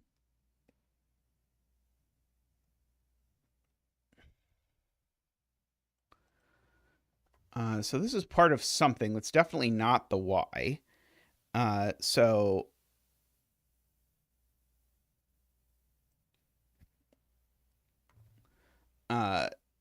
so what is this part of? It looks to me like there's a jajillion options.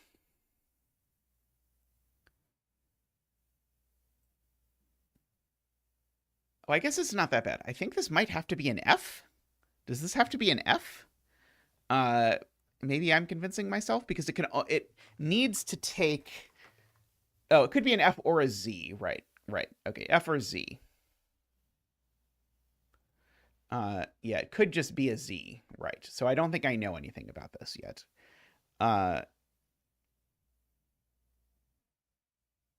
I guess I know all of these are part of the same omino, but I don't really have a great way to mark that as of yet. I could start like coloring my ominoes, but that seems like it might be distracting. I'm not sure. It might also help me spot stuff. I'm unsure.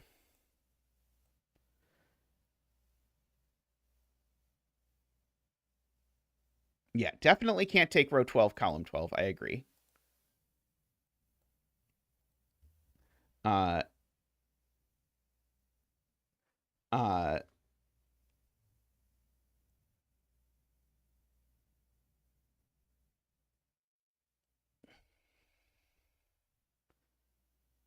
uh,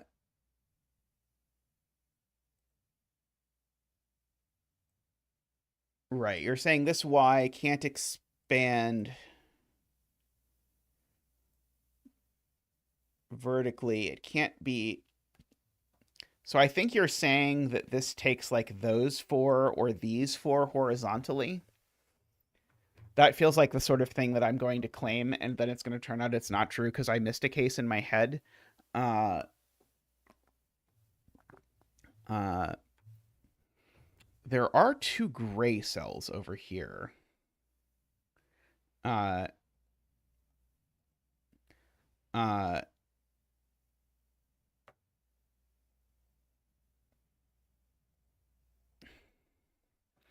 so this cell can't be gray because if this cell is gray, I can't put in. Oh no, I could still put in a second gray cell. Never mind. Sorry, the two isn't quite bold enough yet. Uh,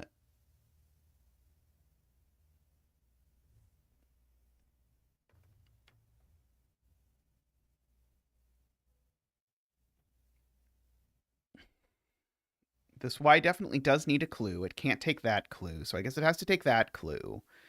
Uh, and so if that clue is part of the Y, then I guess I agree that the Y definitely needs to take. Does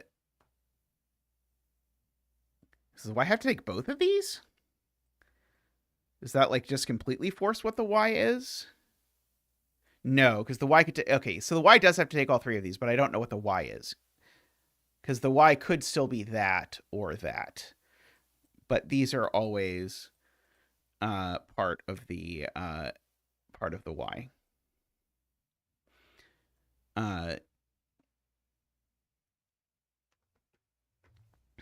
and this zero clue is always part of the Y, which means that this cell is gray, not that gray, that gray.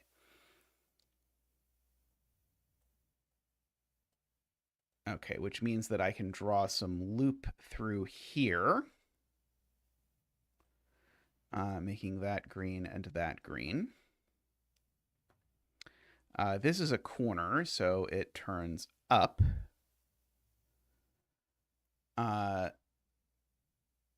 Now, this needs to be this Y.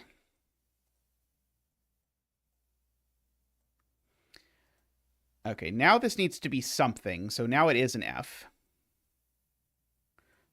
Because otherwise this isn't in a pentomino. And so now this Y is done. This loop has to continue on out under here. And now the 2 is forced. Because this 2, I need to shade 2 things, and I can't shade 2 that are next to each other. So I have to shade those. And that forces that. Green. Got to blacken around these. This needs to turn up, which makes this green. This needs to turn up because otherwise I've closed the loop and I should not do that. Oh, this is green because it's next to a gray.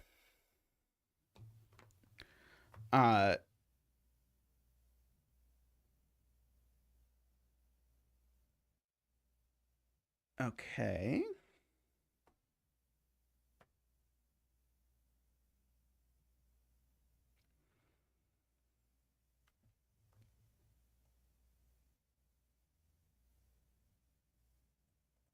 Don't know what's happening there yet. I do know that one of these is gray.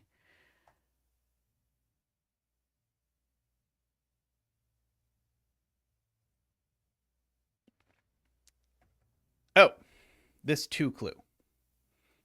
It says there's 2 grays here, and these are the only 2 cells that are available. So let's take that low-hanging fruit first. So we can loop our way through this corridor. This is a corner, so we can continue over through here. Is that the one Ilm was talking about? That is the one that Ilm was talking about. I agree. And now this is a corner as well. Like that. Oh, this is a corridor, so this is going to continue out here. Like that.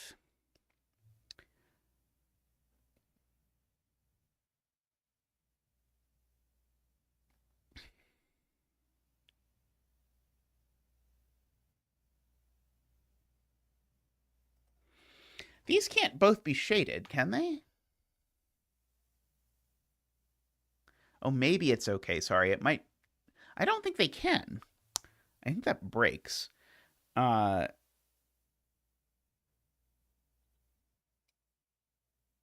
fact, I think it's as simple as this cell just can't be shaded.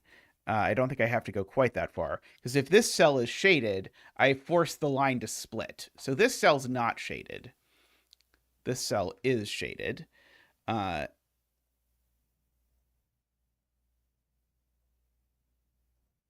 Therefore, this path continues this way.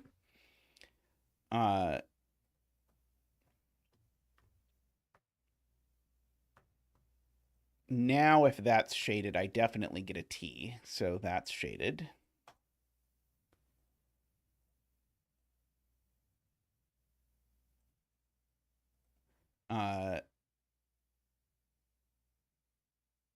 This is part of a pentomino, so therefore that's green. It gives me a corner up here. This is green because it's next to a shaded cell. This is a corner, so that is green. Okay, we know these 4 are part of an omino. The only question is if it takes this or not.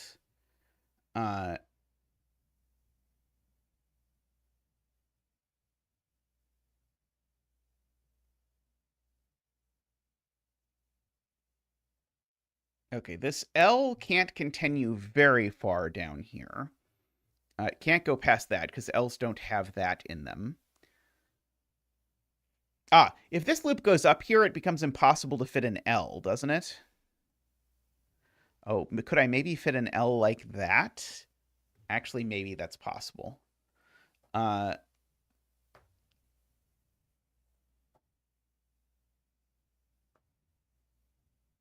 Ah, that's a smart spot from David.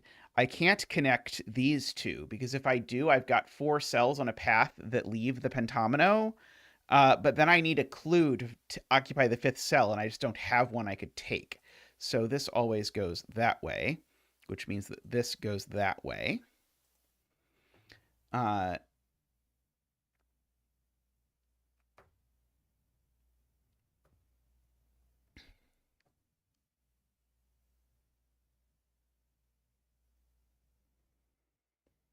okay, we know that's all part of a pentomino.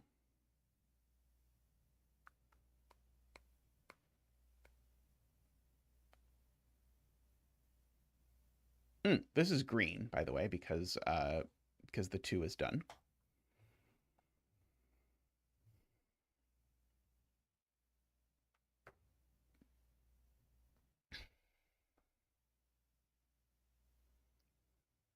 Hmm.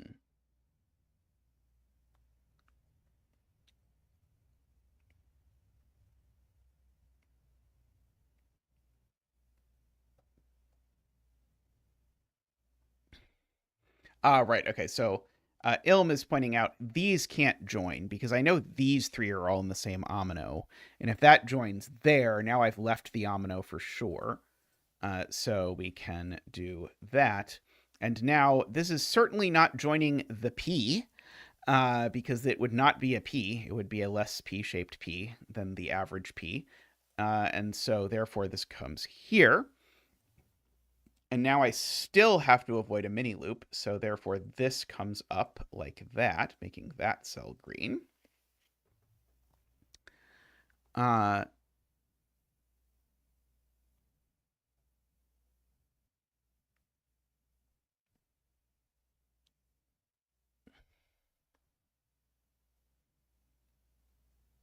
right, this loop definitely goes up because otherwise we close the loop and we don't want to do that.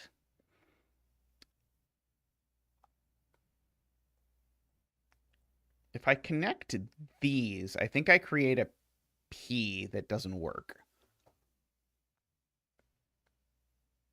Yeah, I just can't connect these. I guess it makes even more sense from the other side. I create this string of 6 cells that I need to break into 2 pentominoes somehow by using 4 clues.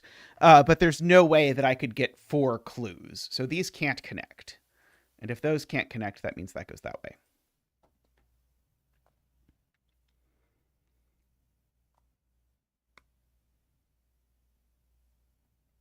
And also means, by the way, that these are not part of the same pentomino.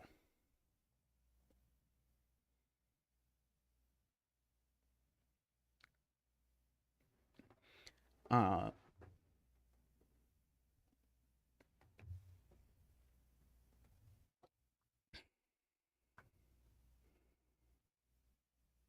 agree there's still some flexibility as to whether the P looks like this or that at the very least. There might be additional flexibility.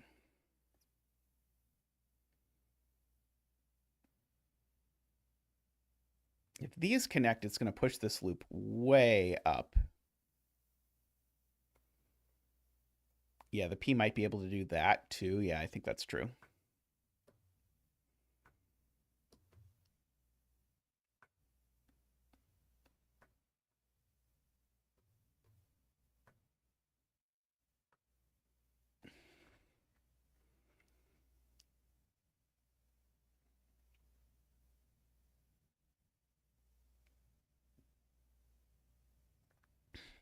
I think Emma's trying to argue that the L can't do this because it would create another L here, and I would have an L touching an L. And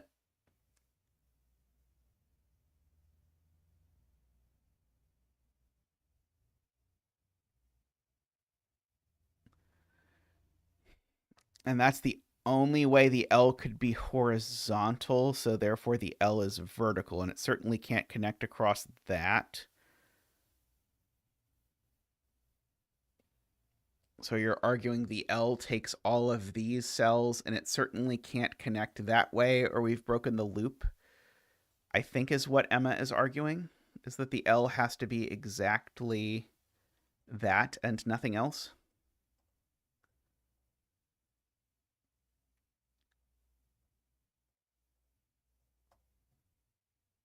Not exact.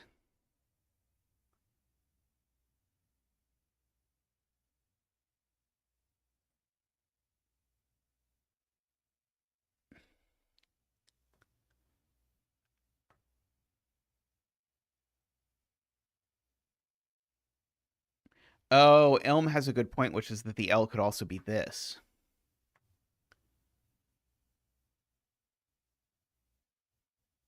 Good point. Good spot, Elm. Uh,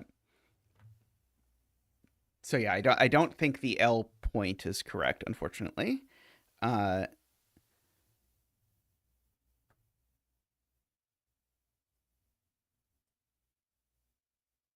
oh, that does make two touching P's, doesn't it? Uh,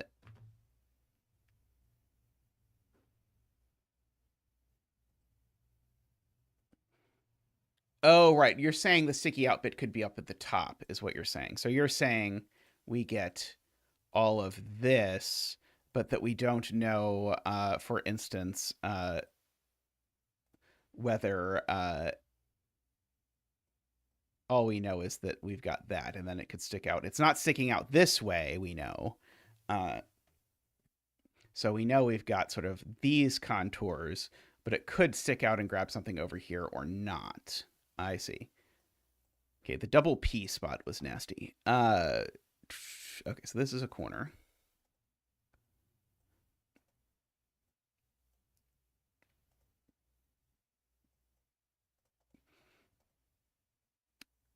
Uh, oh, right, we do know the top border. Agree. Uh,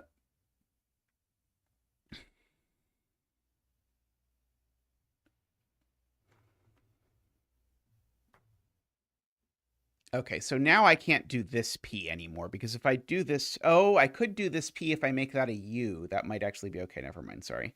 I was thinking that was going to make an L touching an L, but I don't think that's true. Uh,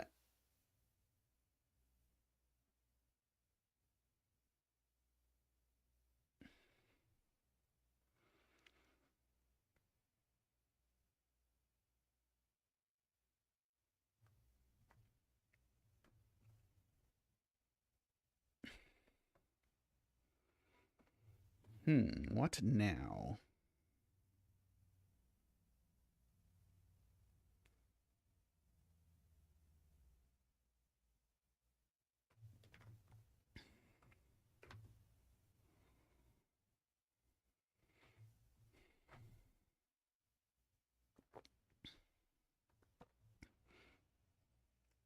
I guess I could do the same-ish trick. This Y definitely takes this 2. I know. But I think there's a couple shapes that it could do that in. I think it could do it like that or like that in a couple directions. It can't do that. I think I outlined that one. It can't do that. So it's either that uh, or that in one direction or the other. Oh, or vertical even. Yeah, you're right. It could be vertical even.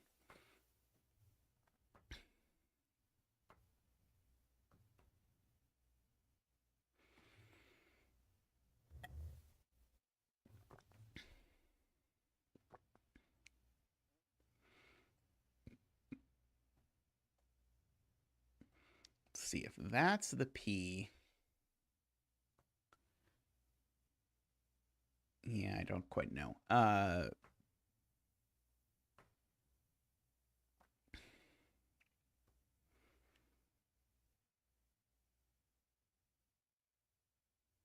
Hmm. Suddenly feel very stuck. Uh,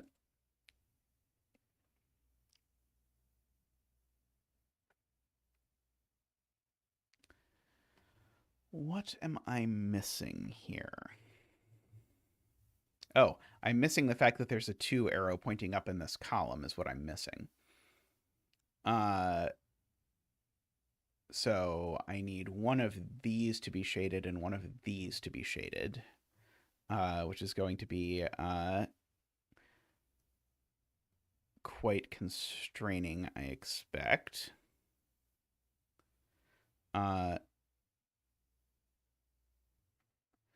Although I don't, it doesn't immediately look to me like it's constrained, unless this being shaded would create too many horizontal or an odd number of horizontal crossings. But I could just fix that by directing this the direction I wanted, so I don't think that's quite good enough as of yet.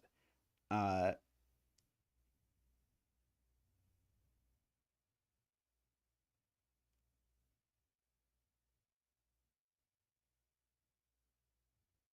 hmm.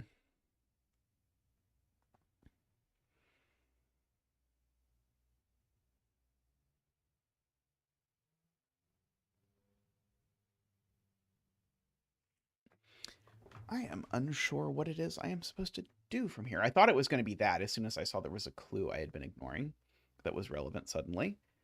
Uh, oh, there's another clue over here, which is that this one points up and it's got its one, so these are green. Yeah, maybe there's other clues. Let me know if you see in the comments if you see other clues that I have not filled in. I don't know that that immediately does anything either.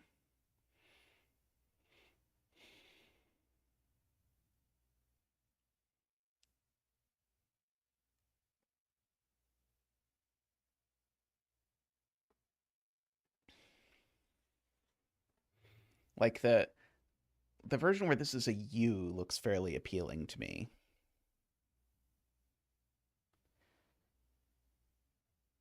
I know there's two across here. So I know these are both green, I suppose, is the thing I can fill in. I don't think that's going to help at all, but it's true. Uh,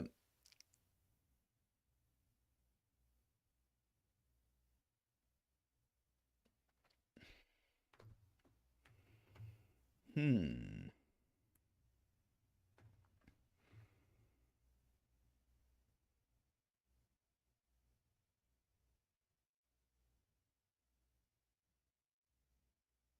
What else are we missing?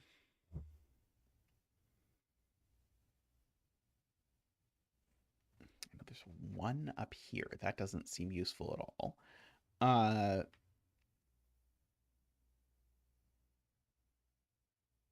If the one is in here, then it definitely includes an extension that way.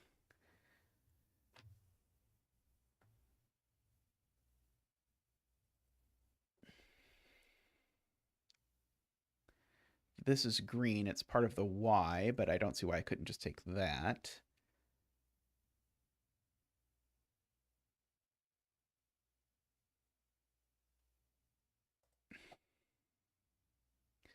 David asked if this connecting up is a problem.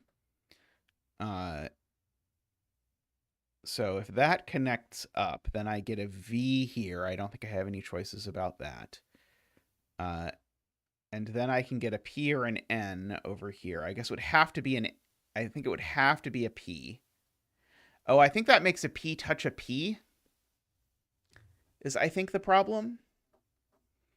Because I have to be careful that I know this is a P regardless. So this, if this is part of the P, then I need this to not be a P. But this could certainly be like a W.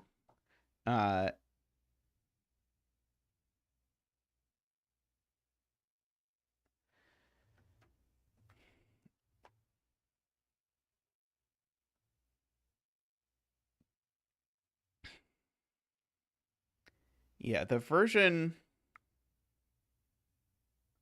where this is an N breaks the L, I think.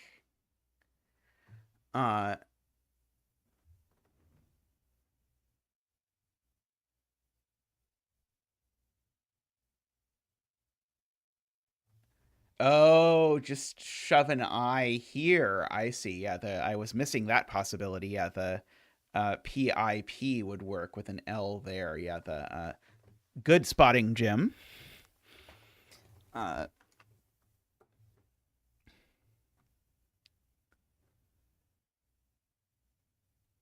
uh, what am I missing?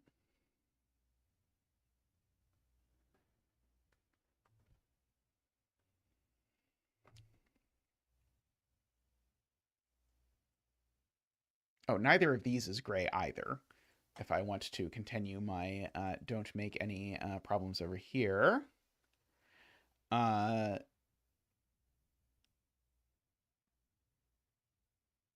I know all four of these go together.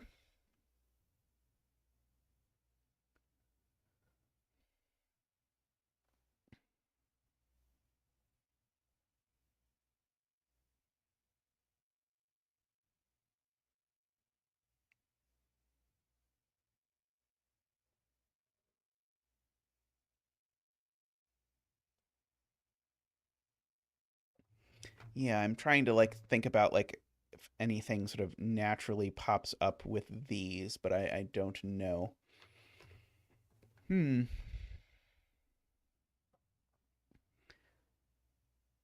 It was going so smoothly until we ran out of things all of a sudden. Uh,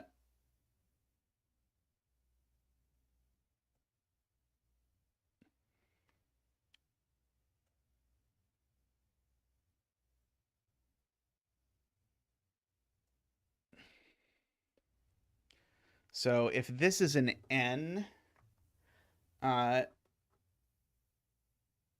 you think that causes problems? Because I could put a W below it. In fact, I think I'd have to put a W below it. Uh,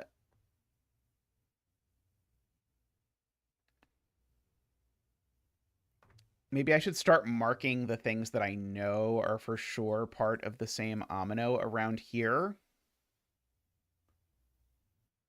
Oh, there's already a W there. There's already a W there. You're right. Okay, yes. So if this is an N, it does force this to either be an N, which touches an N, or a W, which touches a W. Okay, I agree. So yeah, so this can't go that way. So it has to go that way. Okay, thank you. And so now this is a corridor, so we can pull this through it. This is a corner, so we can put some green around it.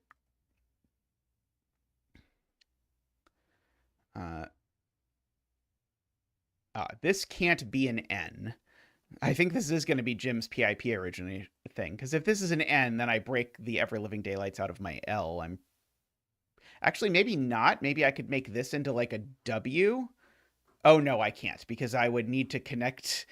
I would need to put a green cell. Yeah, I think the PIP is forced, because yeah, if I try to make this into an N, which is the only other option, this L gets broken because now I suddenly have to put this in its own omino, which can't be an L, and so it takes these two, but now there's no way it only goes to the omino once. So I think this is now Jim's PIP formation. Okay, so this is not part of the P.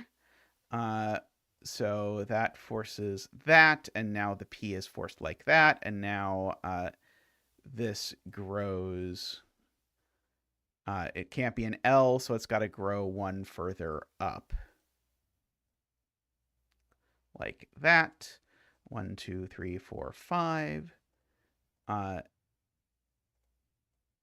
Like that. Makes this go up, makes that go up, makes that green.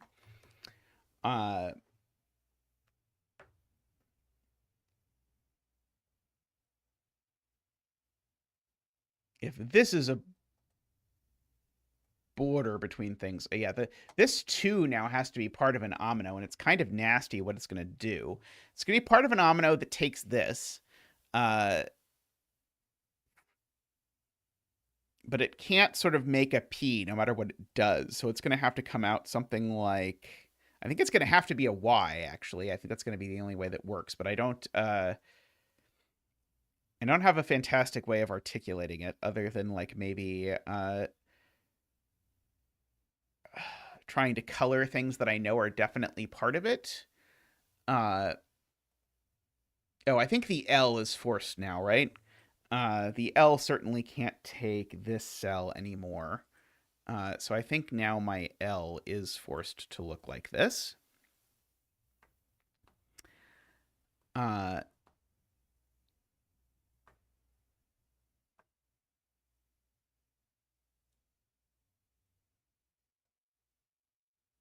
see. I know these are in the same omino.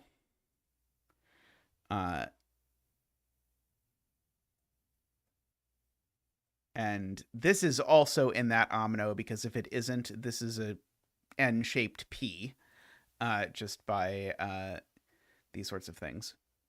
But now if this is not in the omino, now this just is a P touching a P. So this is also in the omino. Oops.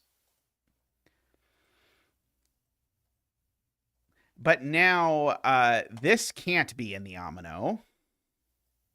And so now this is part of a P, but if this is part of a P, it's not, that means this cell can't be, and so this is a Y.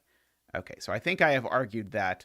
I think if I had just defaulted to using different colors for my ominoes instead of making everything a massive green, I think it probably would have made life a little bit nicer for this puzzle.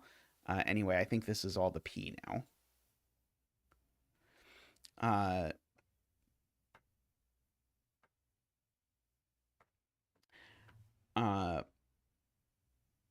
Okay, well, assuredly now that goes up because otherwise we can't visit all the cells in the P.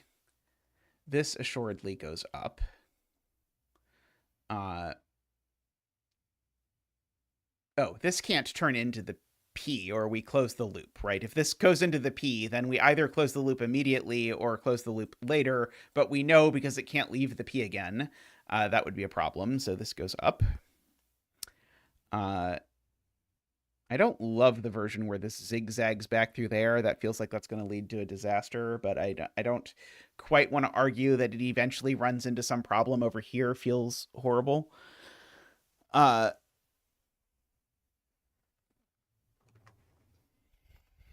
Let's see. This 2 over this way is getting tight at the moment. 2 down this way still feels like it's got lots of space.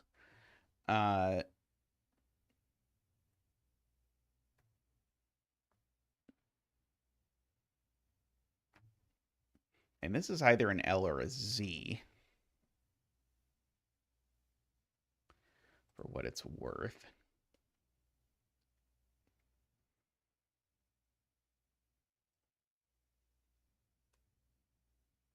So this can't be shaded? So this can't be shaded?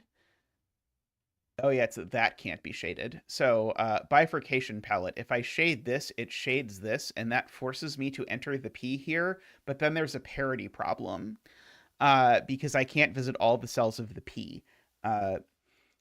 Selena would have seen this instantly because this is Selena's favorite deduction, is that I have this is the wrong parity of cell on which to exit the P. If you think about this as being sort of like checkerboarded, I'm visiting a highlighted and unhighlighted cell alternatingly. That means I'm ending on a highlighted cell, not an unhighlighted cell. So therefore that cell is unhighlighted, and therefore that cell is thing. So that cell is thing. So that's green.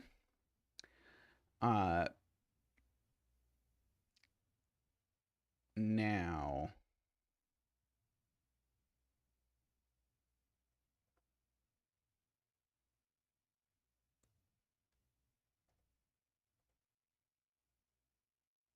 there's a border between row 12, column 7, and 8. Right.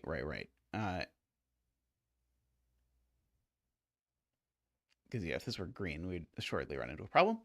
Okay, yeah, so now the p path that does this now definitely creates a mini loop eventually. So we can't do the p path I don't like, as David says. We've got to do that as our p path. Now, this definitely connects right, because if it doesn't, you create a mini loop instantly. These two can't connect, because if they do, I create a dead end. So that needs to go up there, or basically counting loop ends or whatever you want. So yeah, so this is now gray. I guess if you want, what I basically said is to do this more or less ridiculously or whatever. This needs to connect this way because it doesn't have any other way. But now this is gray for sure. And so now we've got a W, if you look at this, which conveniently is not a P, which was the thing I was most concerned about. And so now if this is shaded, we have a disaster, because now if this is shaded... Oh, sorry, no, that's not true. Never mind. Sorry, I was saying something that was nonsensical.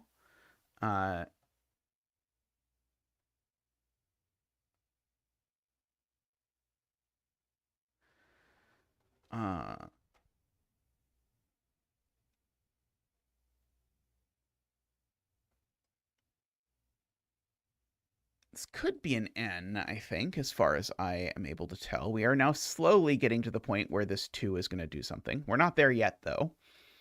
Oh,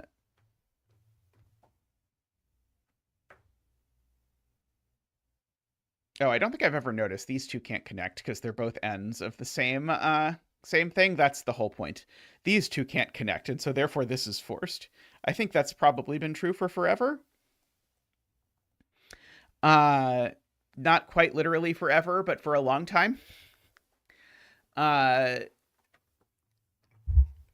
So that comes out over there.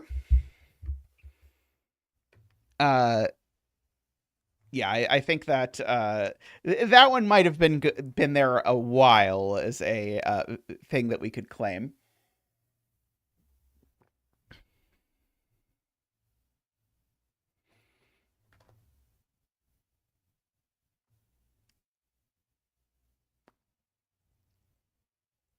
Trying to figure out what's wrong with one of these being shaded.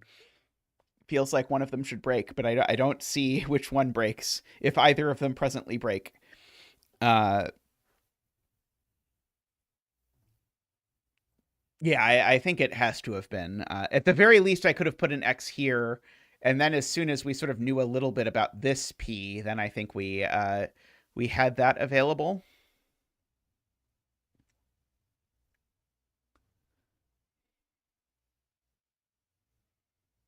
So if this doesn't connect, then this goes down. That's shaded, so this goes this way. It can't be a W because it's already touching a W. So it would have to be an N. And I just don't see any problem with that because I think we're too far away from the other end for it to matter.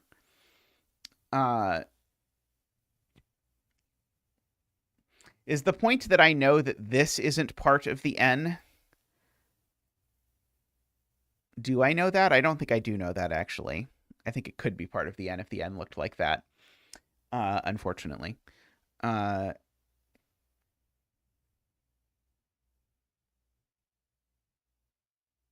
these connect, that's definitely shaded, for what it's worth.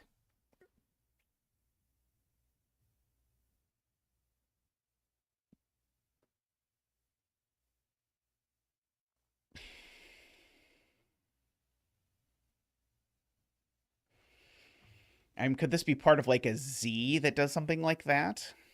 Or could they even be part of separate pentominoes? I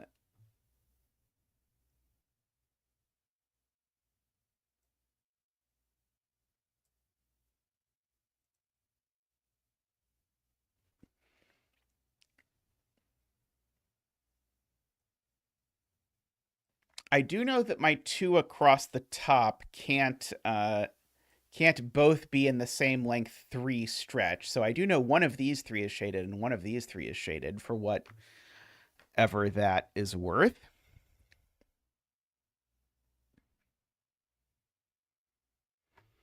If these connect, do I? No, if these connect, I don't break the N, as just noted. I could do that. I would have to do that, I guess.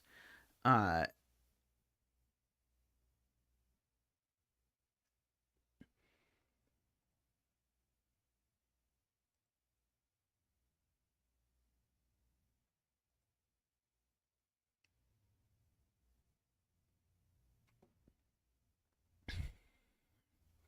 what if I'm supposed to be able to work out something down here that I haven't worked out? Uh,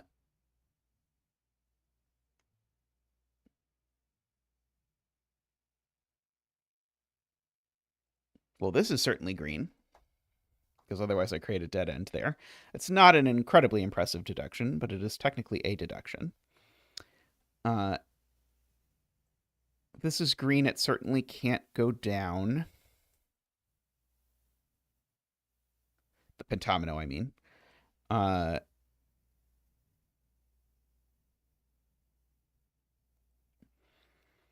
part of an L. This is part of an N. Sort of feels like I could do that kind of N or that kind of N, or probably even something fancier like that kind of N. I do know there's 2 in this column. Where is the pressure all of a sudden is the question. Hmm.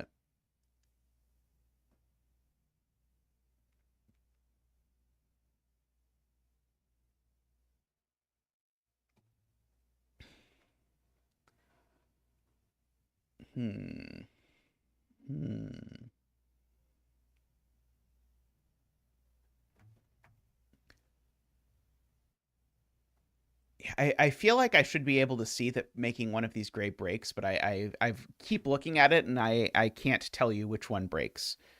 I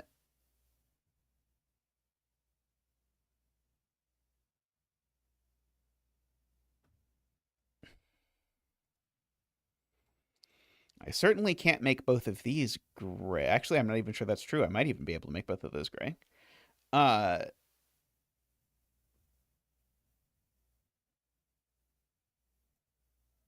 see if this is green. We know this comes down here.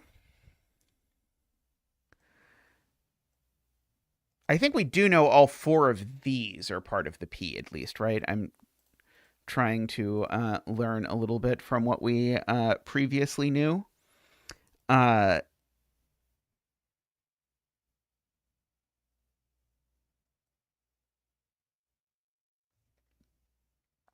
But I don't see any natural way to extend that. I know these are all part of one omino for sure.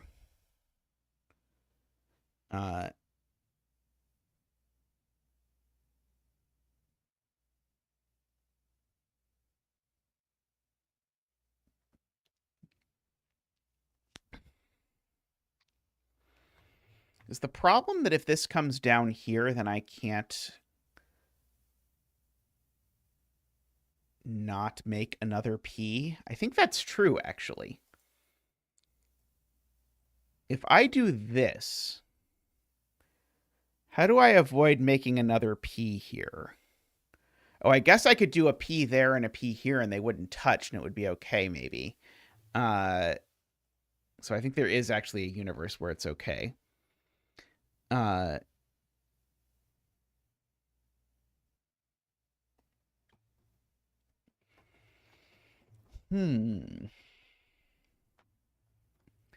Very mysterious.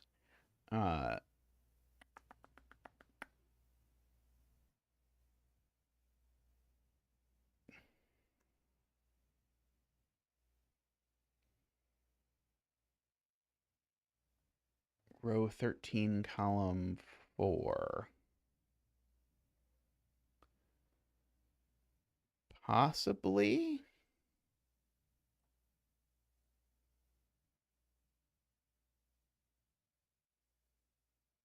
because it couldn't connect there, so it'd have to connect up. Uh,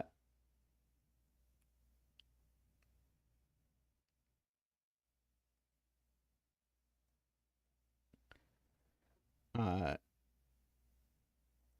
so this definitely couldn't be piece of a P. So it couldn't connect across in particular, because if this connected across, then this would definitely be a P, right? And so this would have to come up.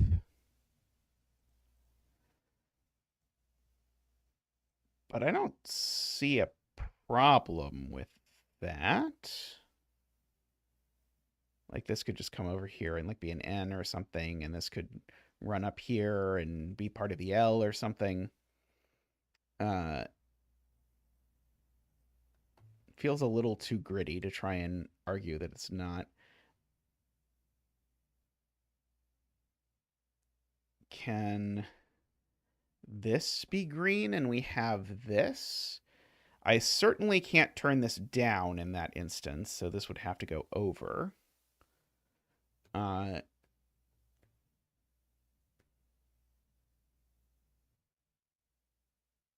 But I don't see an immediate problem with that either.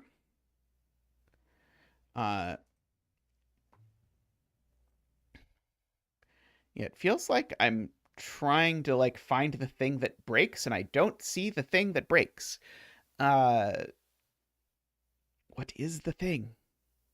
Tell me, Nell. I promise I won't tell anyone. Uh, it doesn't turn out there's a clue I haven't looked at, does there? Uh,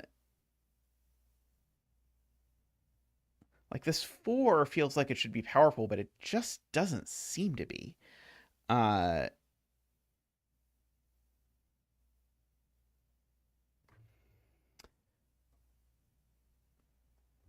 uh, yeah, what is happening here?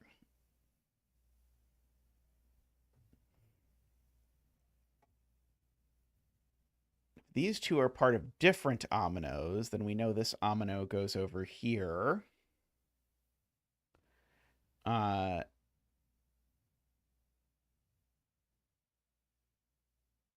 And then either goes that way or the other way, and that's all seems fine. 2, 3, 4, 5, 6, 7, 8, 9, 10, 11, 12, 13. So yeah, so we've got at least 20 total shaded cells, but that doesn't feel that restrictive in a 15 by 15 grid.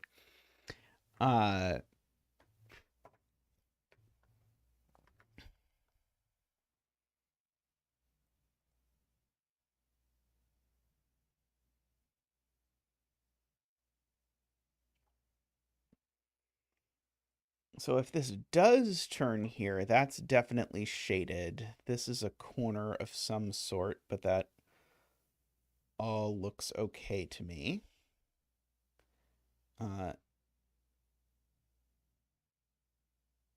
As best I can tell. I'm looking for like 2 out of 3 rules that we could use or stuff like that, but I have not seen a single 2 out of 3 rule in this whole puzzle, I don't think, actually.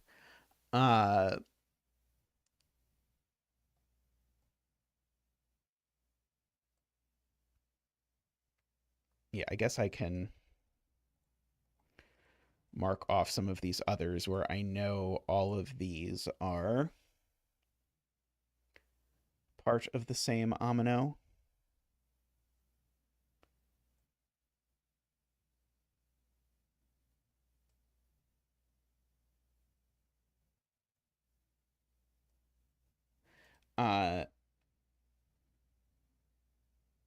I'm trying to make smart comments about how we leave the P, but I don't know.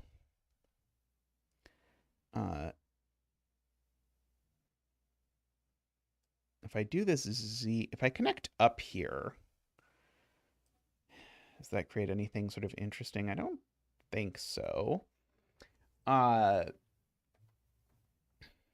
hmm.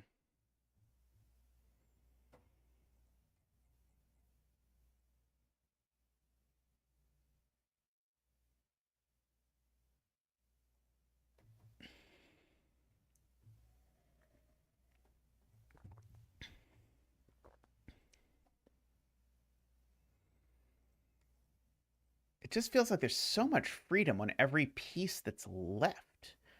Uh,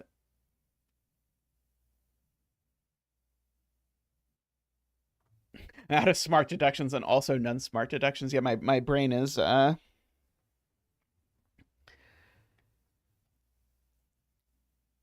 a similar spot.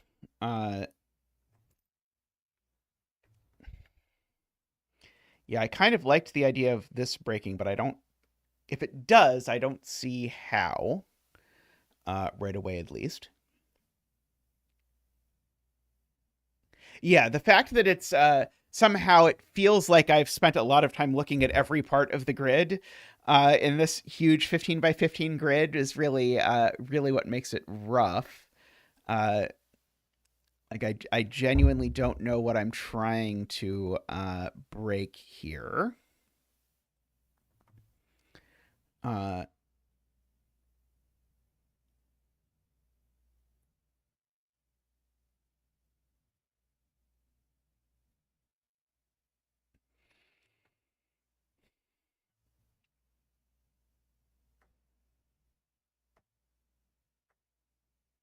I'm trying to see, like, is there something that breaks pentamenologically if these two connect? I don't think so. Uh,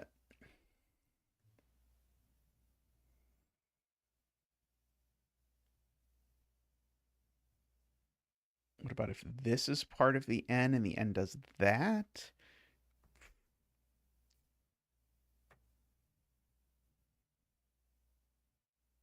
These connect, then this definitely becomes an N.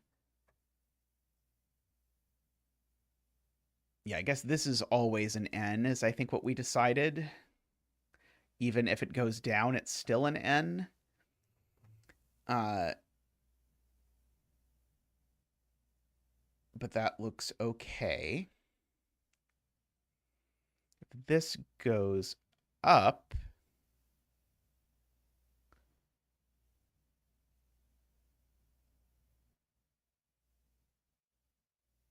I think that breaks, actually. Let me double check that. If I do this, I assuredly can't connect these because then I have an N-shaped Z, I believe.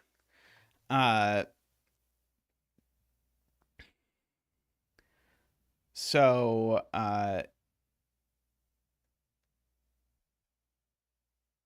or I guess more to the point, I have an L touching an L. If I connect these, I have an L touching an L. So I think then this continues. Oh, sorry, that continues like that. Uh,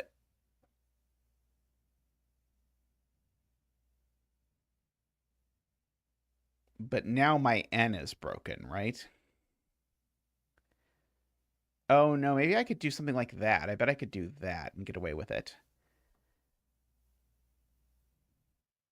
Yeah, I think that's okay still. That still seems fine. Uh, why does nothing break? Uh,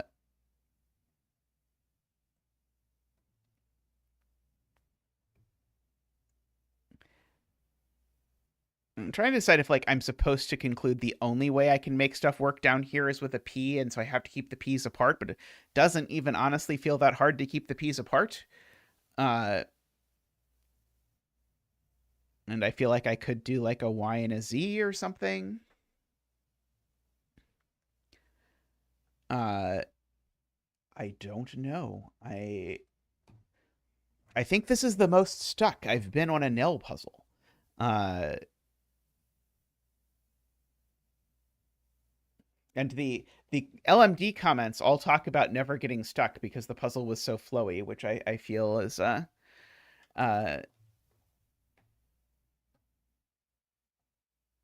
suggests that we're probably not missing something too complicated, or the thing we're missing, I think, is probably not too complicated. There we go. That's what I really wanted to say. Uh,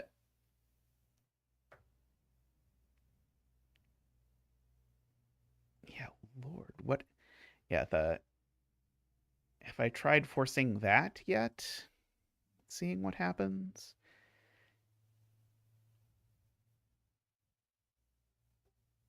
Yeah, I don't even know.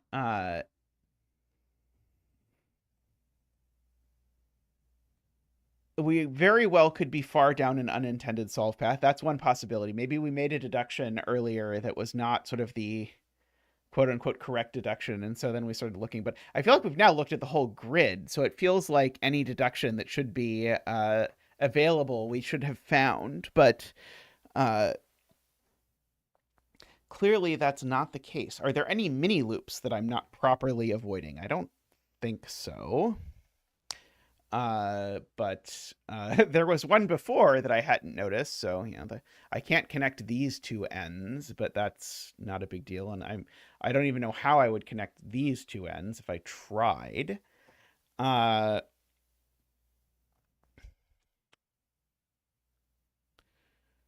is it give up time?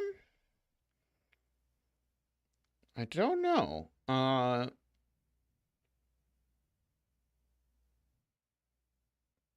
Might be give up and do a 6x6 time. Because I genuinely I don't know what to look for. Uh, it's very confusing. There's no chance that it's something about this y and this 2, is it? Because that is something I've not really thought too much about.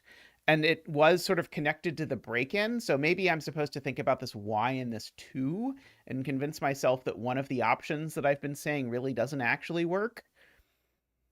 But I don't know how.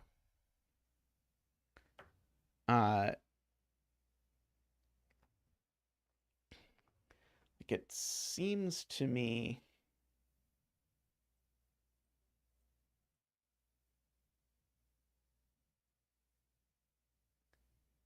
like there's no chance that I know that this isn't gray, is there?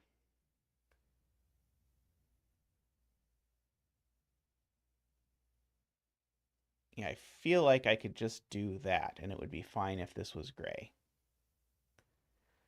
Uh,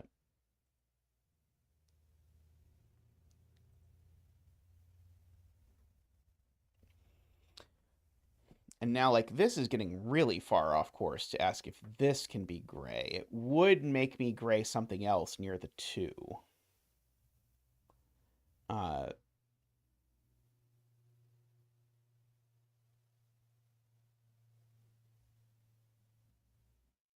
I think maybe this cell can't be gray, but I don't even know what that would get me. Uh,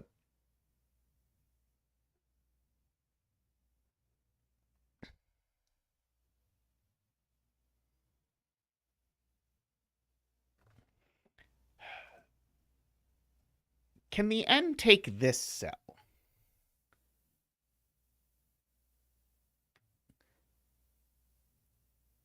I guess it can as long as it does that, right?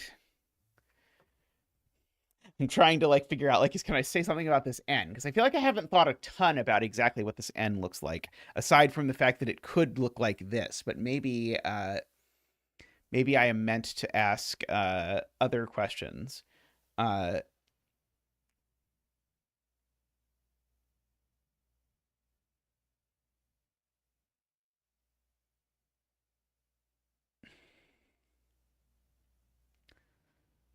be an N.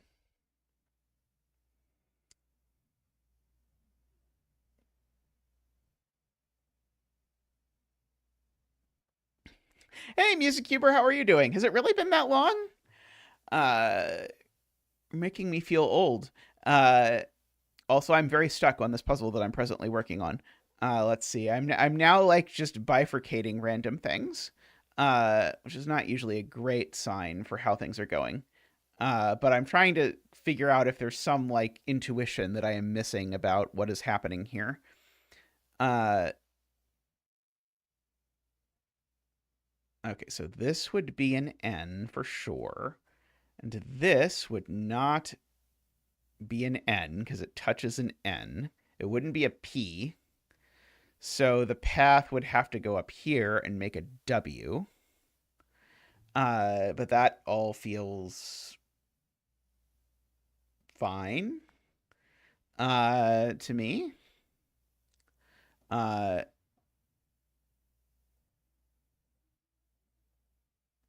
uh,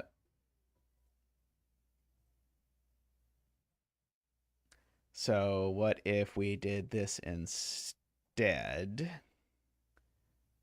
Then we would have that. We would have that. We would have that and that.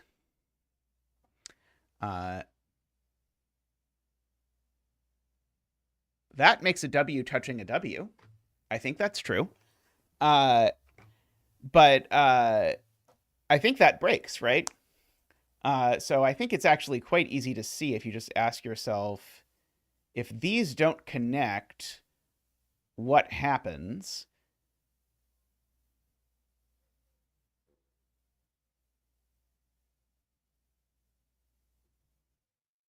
I guess it's not easy to see, but it is true. If these don't connect, then this goes down, which forces this to be shaded, which nabs this over here, and now forces this by a corner, and now we get a W touching a W. So W touching a W doesn't work. So those do connect, but that is quite ambitious as these things go in terms of spotting. Jim says forces a different N. This is gray now, so that's green and that's green. I feel like we definitely didn't find the thing we were supposed to find, but we found a thing. This is green just by virtue of the fact that that's a corner. Oops.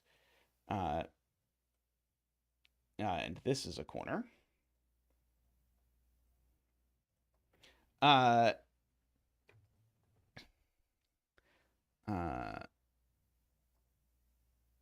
Okay, this path now has to go out over here. I don't know what's happening with the N, but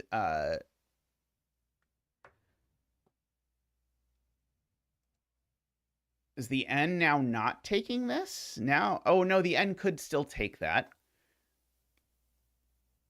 Okay, this is an N up here, though. That's for sure an N.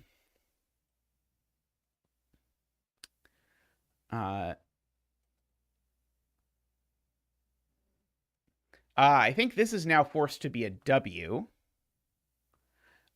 Because it can't be a P, which it would be if it went down. It can't be an N, so it's got to be a W, I think.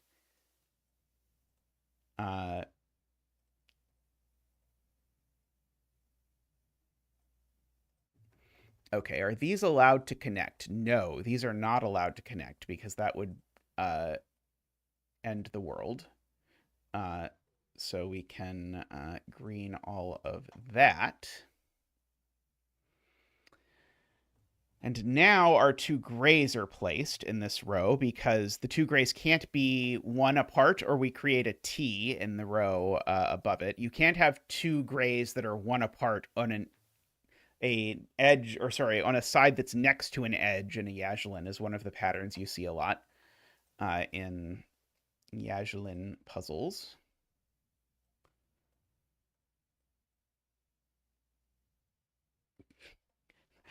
You might be happier if you just pretend that I saw something really clever, and that something rather than what actually happened, which is that I showed some pretty gross look ahead that would do something. Okay, these can't be part of the same omino. So that omino splits. This omino continues. Could maybe continue over there. Yeah, row 2, column 9 went down. I agree. Let's see, this is either a corner or it isn't. I know there's a little X here now because of that one, which makes both of these green. It does not make that green. I guess I know the Y can't come this way, right? If the Y comes this way, more than one cell, because the y still has to get the 2. So we know the y takes all of these cells. Sorry, I should have done that instantly as well. But we know the y takes all 3 of these and this. So we can at least draw in that piece. Whether the y goes that way or the other way, that is yet to be determined. So the y could be that, or the y could be that. I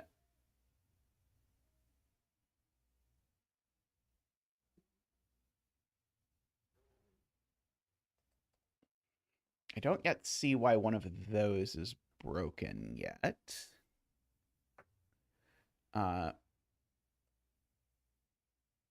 Oh, if this goes straight across, it breaks. If this goes straight across, then there's nothing I can connect to this, because this would be like a 4-cell pentomino, basically, is what would happen. So this has to go this way, at the very least. And so that now tells me the y, because now the y can't join that way.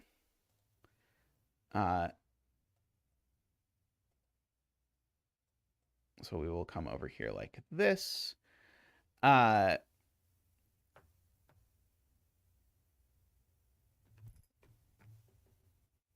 Okay.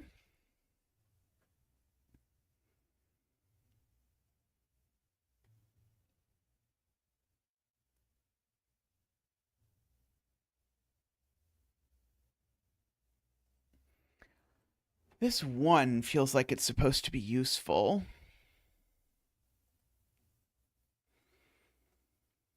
Ah, right. Yeah, if this connects here, Jim is right. We get an N touching an N, so we can't do that.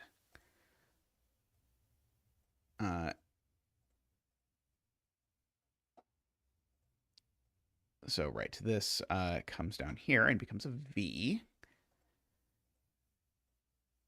Okay, very good. That forces this down here. It forces that this is gray, because remember, one of them had to be gray, and now we don't have any options as to what it is. It's now that one.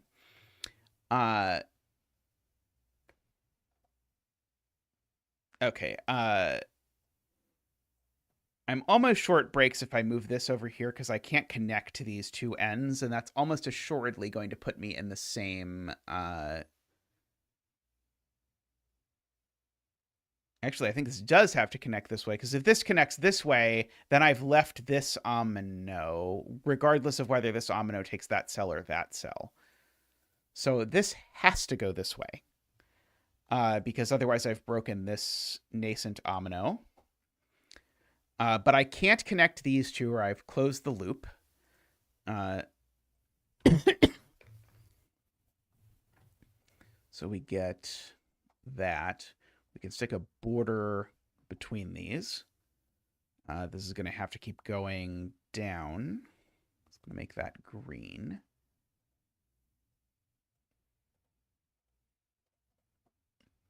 Oh, this is also going to connect down.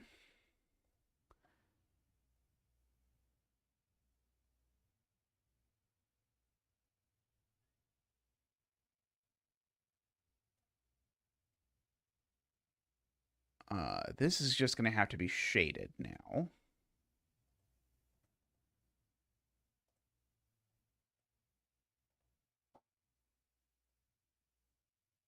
Right, and I still can't connect. Uh-oh, did I do something wrong, Jim?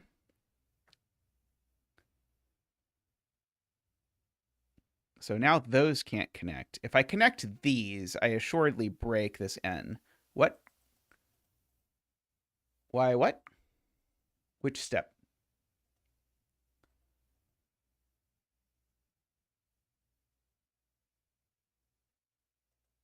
Oh, I don't know. That is a great question. But the answer is because it would make an N touching an N.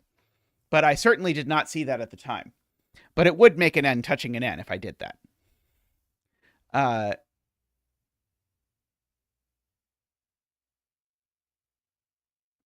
Oh, you mean why did it even have to go down that far? Because if I connect these two, it makes a mini loop. So they can't. So those two can't join because that would make a mini loop. So then they extend down. And now if this went over there, I would definitely create an N touching an N. Yeah, there's a mega mini loop that takes half the grid. That's right. Okay, so then that is there. Okay, and so now this can't come here because then I create an N that isn't N-shaped. This can't connect here because then I create my mega mini loop.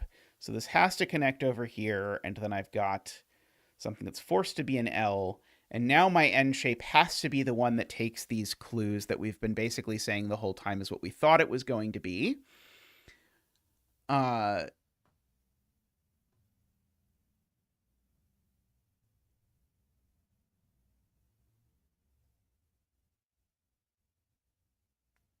That's true. That's true.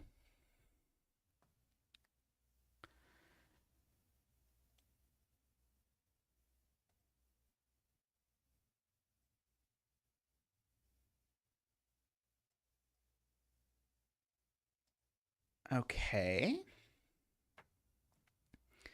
Have any clues accidentally become useful? Like the 4 sort of feels like it's really on the verge of being useful, but I don't think it quite is.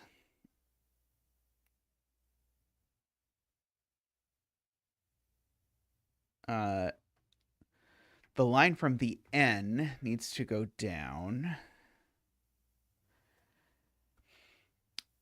Oh, right. This one can only go down. Right. This only goes down, and hence this needs to go down, because if it doesn't, we close the loop. There we go.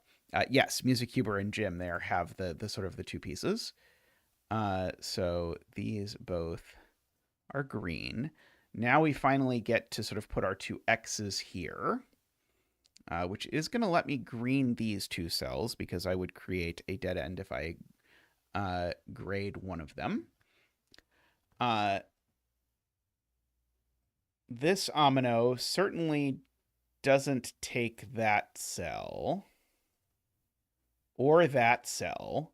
So this omino is a Y, which hopefully is not touching another Y.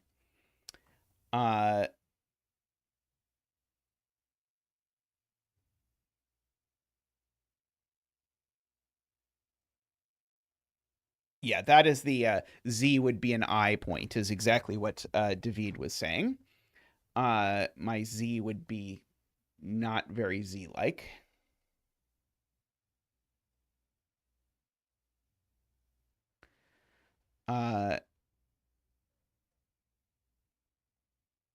If these connect, then I force an L, which is touching an L. So these can't connect, I think.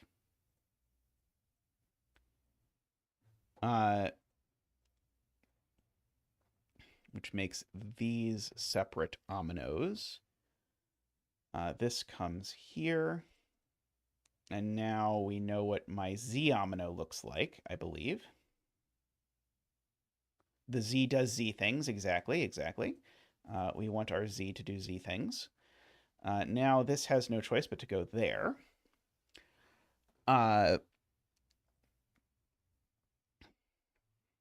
This is probably a P now, but I guess it could technically come over here, maybe. This, though, at least we know, comes out through here. Makes some more green. Oh, right, and now that resolved our 4. So we can green both of these.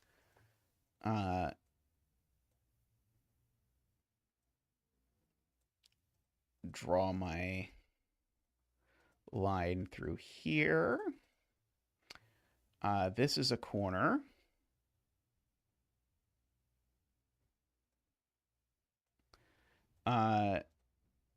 Makes that green. Oh, this 1 now is suddenly doing things. At least little tiny things.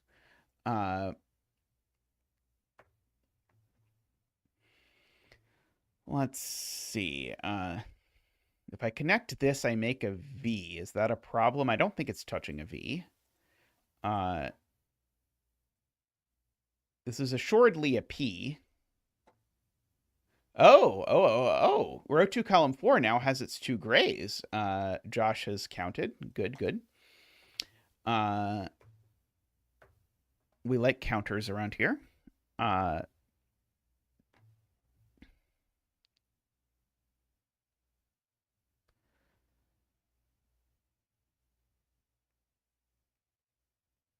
I can't make this gray because that would... Oh, no, it wouldn't create a T. Never mind. It would create a T, but it wasn't the T that I thought it would create. But this would create a T. It would create a T here, funnily enough. So what I was thinking was completely wrong, but the conclusion happened to be right.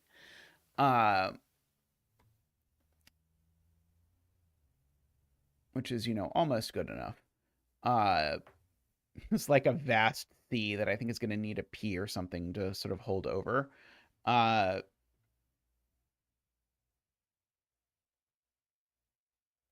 can't make that gray because it would create a dead end.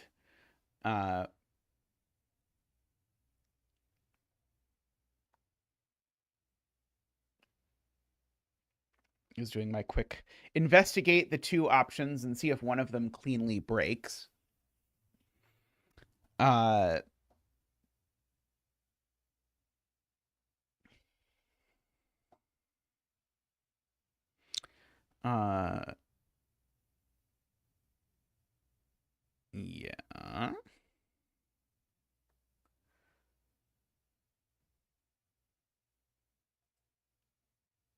I guess here's where we could figure out how many grays we have left if we wanted to.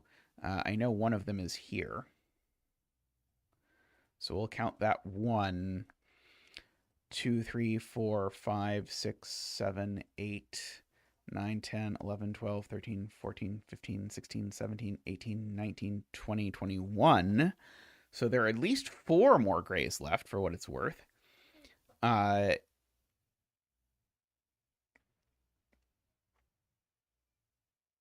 Okay, can I do anything with this yet? I still don't think so.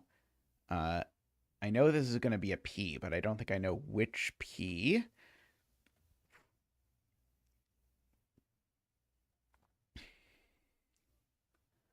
I don't think I know anything about that. Oh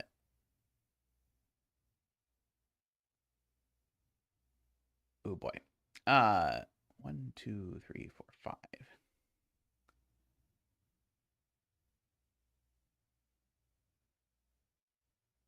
With circles. When you say sorry, these circles. These circles being an L and needing to be kept apart from another L. That is true. It would, if those are an L, I would create a like one wide thing that I think would end up being a V or something. Oh, it would be a very problematic V, actually. Yeah, this requires bifurcation palette for me to see. But in this instance, this cell is part of an omino that's not an L. And it can't go very far. Oh, what if it went up like this? What if it was a W? Oh, no, it could... Oh, no, that doesn't work. That doesn't work because this has become the P, right? Okay, yes, this does break because now in this universe, the P looks like that. And now this is green and that's green and they're not connected. When I visualized that in my head, that's what it looked like. And then it didn't work when I actually did it, but then it did work when I tried harder. So I think David is right. I think that's the point. Is that we end up with something of that sort.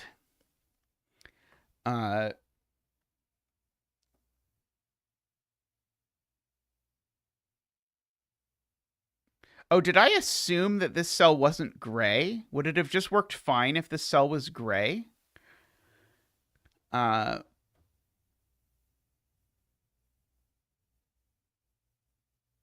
I'm a little bit afraid that I did something that assumed that that cell wasn't gray. So saying if this is an L, this is an L,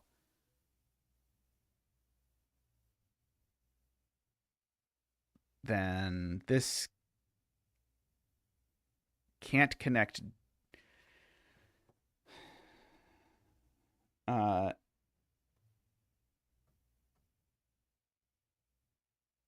right. This can't connect down because it would only be 4 in size.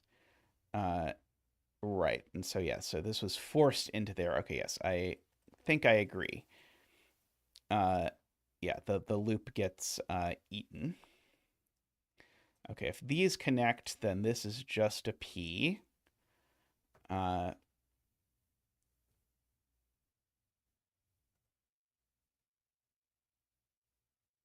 Yeah, I agree. Yeah, that was a good point to look for. Was like what looks like it's going to break. If this is gray, now it creates a T because this is forced up and this is forced over. So this is not gray for sure.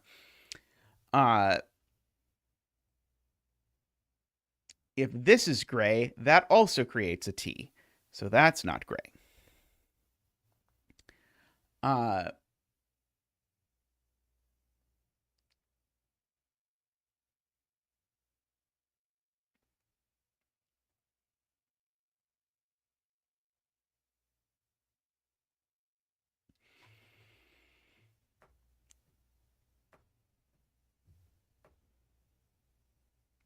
let's see, this could still pretty easily be a P.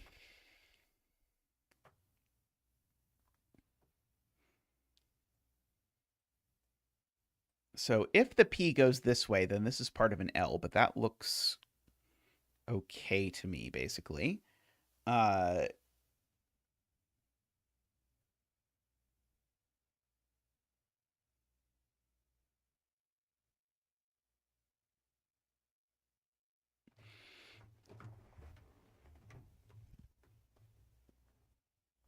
hmm. We're kind of like half done.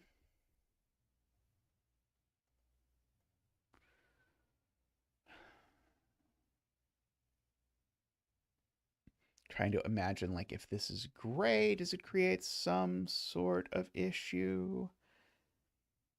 I don't know. There are 2 grays in this column, which is not nothing. Uh,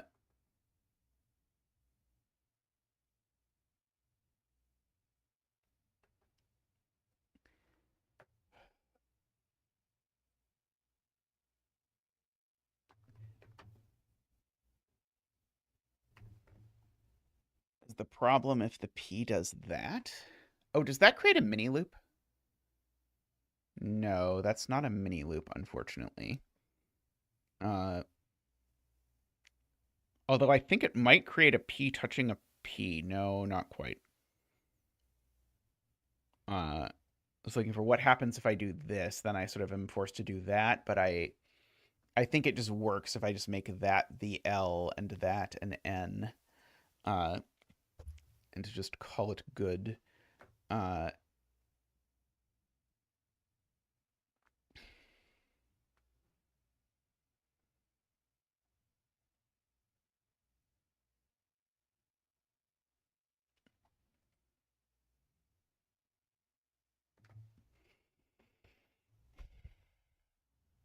let's see. If I do that, I make this a V. It doesn't touch a V, does it? I don't think so. Uh,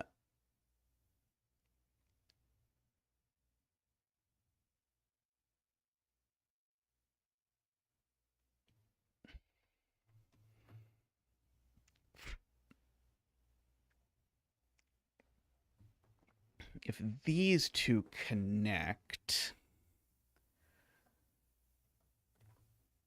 then that's a V, but that's seems okay.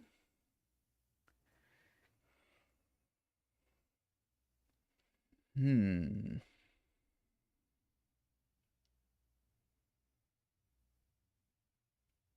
Where else am I getting juice out of this. It's going to turn out I missed a rule to the puzzle like an hour ago or something. Let's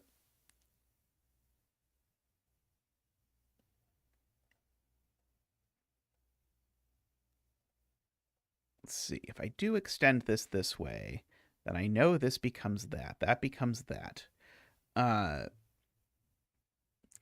These can't connect because then this would be impossible. So I'd extend this there and that there. And this would have to extend one more. And then the L would go whichever way the L wanted. And this would be an N. That all looks okay. That's what it looked like in my head, too. If I connect these, then I'm now obligated to connect those. That's my P. And it looks to me like I can also do this L and that N or something like it. Both of those seem fine.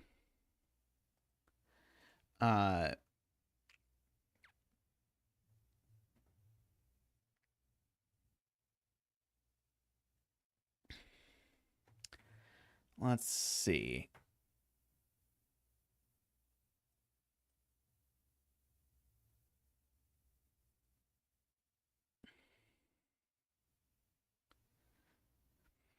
Trying to decide if I can think about one of these being shaded.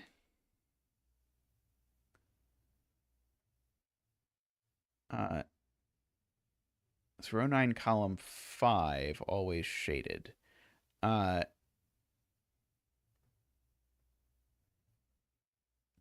not sure, because I don't think I went through all the options, MusicCuber. I might have, but I wasn't trying to go through all the options.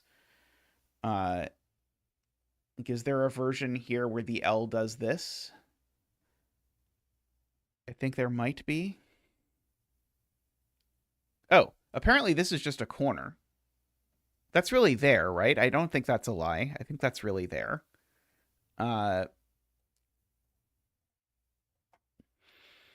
I don't know that it does anything, but hey, at least it's a thing.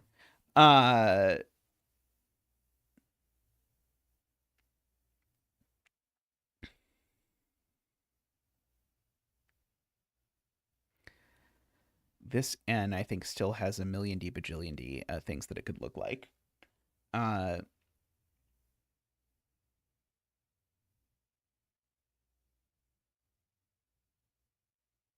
Give or take.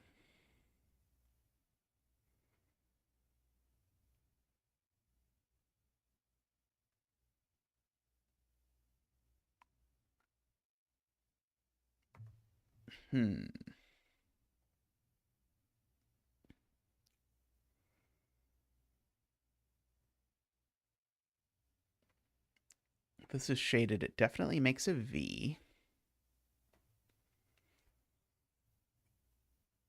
I think with an L next to it.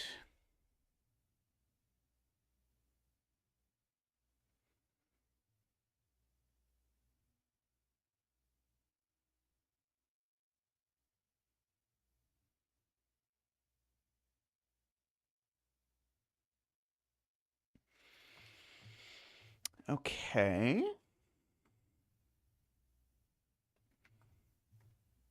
What other clues have I not looked at? I don't think I'm missing clues this time. I could well be wrong.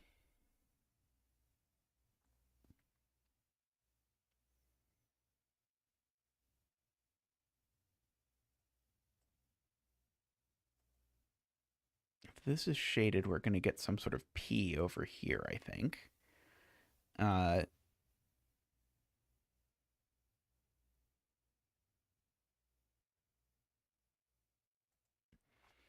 What am I trying to break? It's possible I am supposed to use the whole total of the fact that I think there were, at some point or another, there were going to be like 4 more black cells, And maybe I can use the combination of the fact that I know there's one here and one here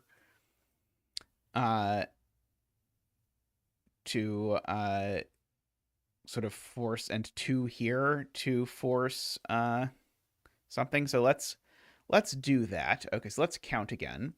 1, 2, 3, 4, 5, 6, 7, 8, 9, 10, 11, 12, 13, 14, 15, 16, 17, 18, 19, 20. Okay, so this is 20 even. Hey, Sarah. If I count these, which notably counts the vertical one, that means I still need either one more shaded cell outside of this or 6 more shaded cells. I'm certainly not getting 6. So one more cell out of these is shaded, and unless I'm blind, it's not clued. So I think we know there's exactly one more shaded cell in this whole morass. Can I do anything with that? Like, is there anything over here where shading it would require shading an extra cell or something? I mean, I sure don't see it off the top of my head, but maybe stranger things have happened.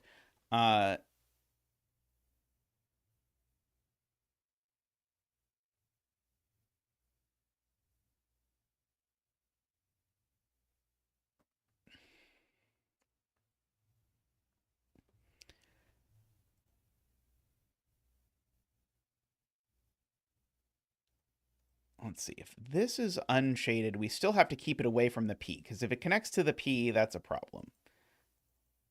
So then the P, we end up with stuff over here like this. But that all looks perfectly fine, as best I can tell. I don't see any catastrophes.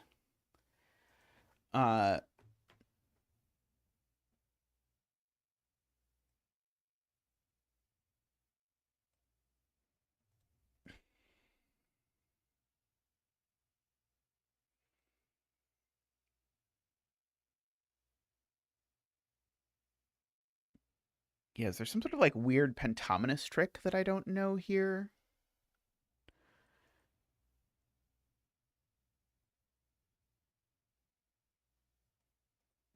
Like maybe the question is something about like what this shape can be, given that it can't be a Y or a V, and it certainly can't be a T. If it comes here, I guess it could be an N.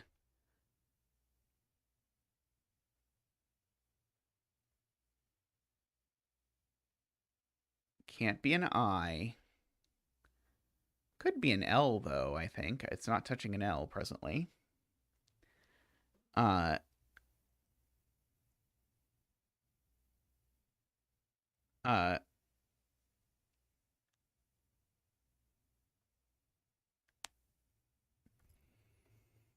it needs to be an odd multiple of 5 number of gray cells. That's true, because you need to have an even number of cells left for the loop. That's very true.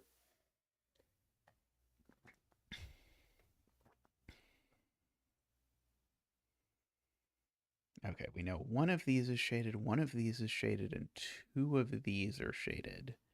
I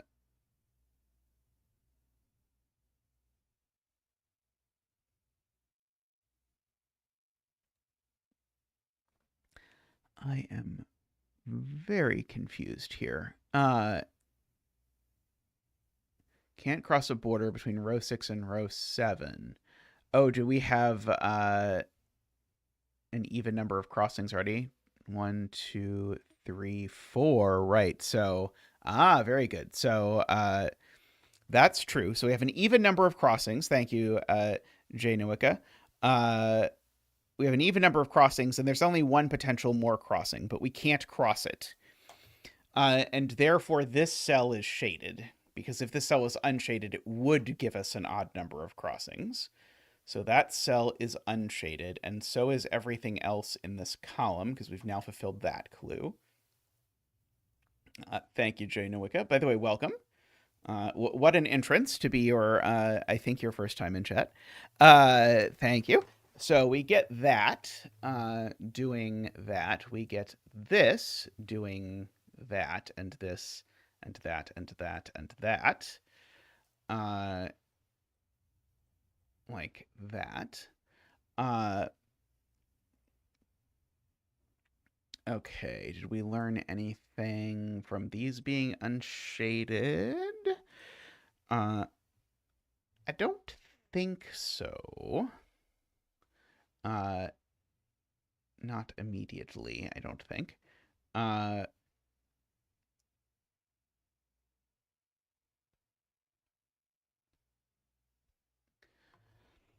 uh,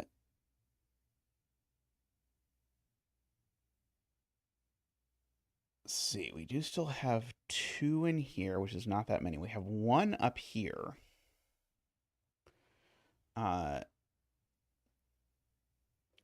Which is shaded.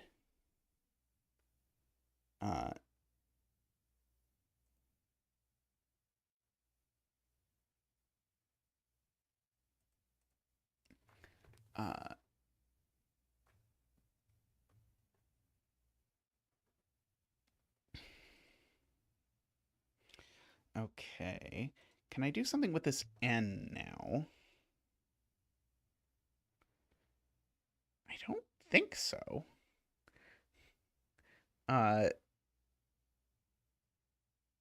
If I can, it's not clear to me. This being a V is okay.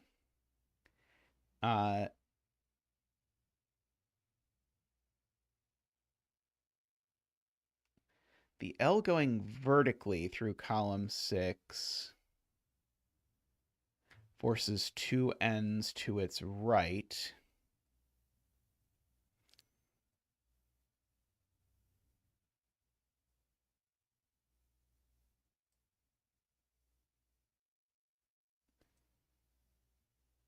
So you're saying some combination of this forces these two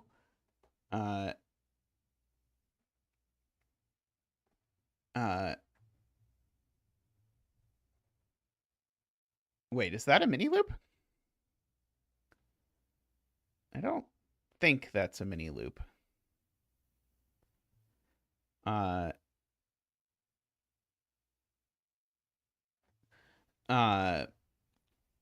If that was a mini loop, then we could draw an X here, and then we could do lots of damage, I think.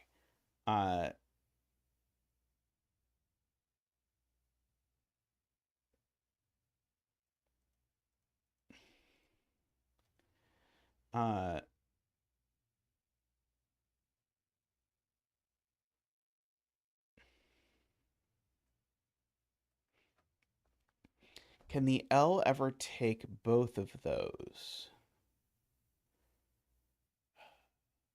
I don't think I see...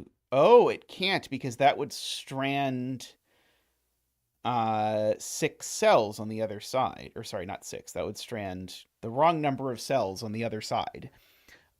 Because this would be 7 cells. That's not a... Because if the L takes both of these, it doesn't take anything over here, and now we have not a multiple of 5 number of cells. So yeah, so Music Cuber, I agree. We can actually put a bar there, which seems super helpful.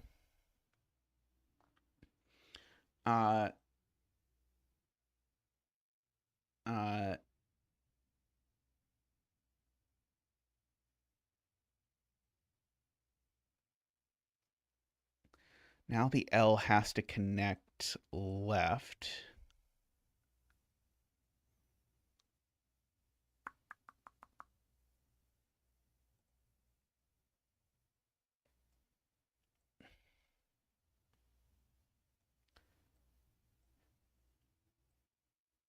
Basically, these either both connect in or neither of them connects in, and the neither of them connects in version doesn't work.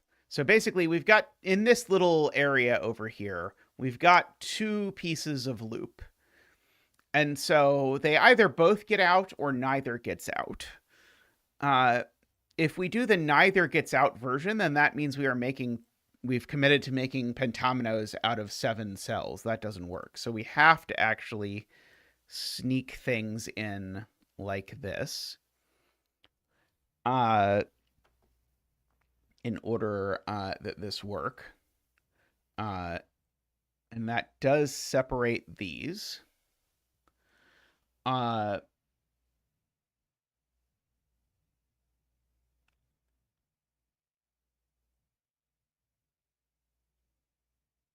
So the vertical L now looks exactly like this. And that's strands, row 13, column 7, right? This loop end now is killed. So this is not a vertical L. This is a horizontally L. So it's going to horizontally at least one more that way. Possibly 2 more that way. So that's going to be green. Agree. Now this is a corner, so we can fill in that corner. Like that. So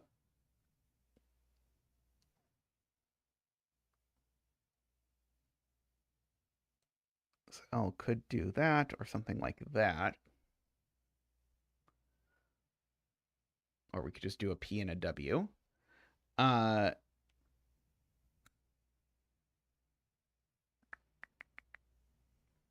Okay.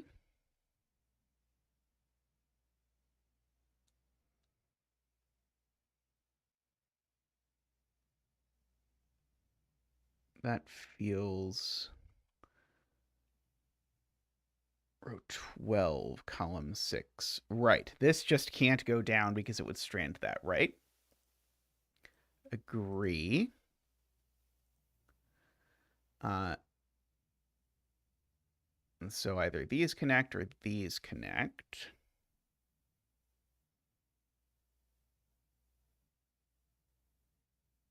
If these connect, this can't be a P, so it forms an N, which looks suspiciously close to the other N, but I think it would be okay. In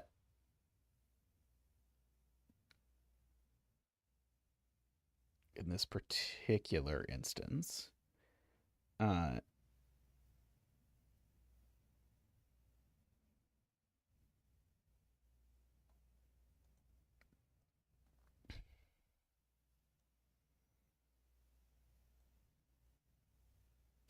This just can't come down at least. Oh, yeah, this just can't go this. Oh, no, never mind. Sorry. I was going to say that that would force this to be a P and touching a P, but it doesn't necessarily have to.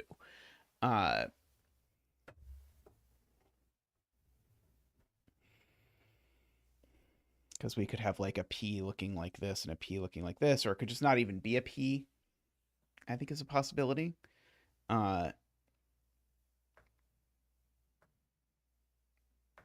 But good eye on this needing to get out to Jim.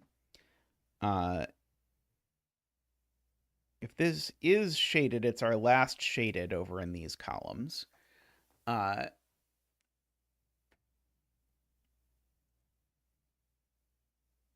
10, column 5. Can't go down, can it? What's wrong with that L? Creates a P and an N. Oh, am I creating a non 5-cell pentomino by doing that? I'm not sure that I am. It could be like a W or something. But maybe there's a loop end connectivity problem if it does that. The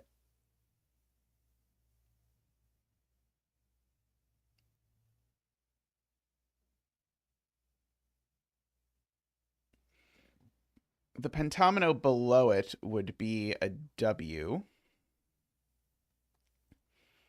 So if I do this, then I end up with that, makes that shaded. This comes over here and ends up like that. And so this connects over here.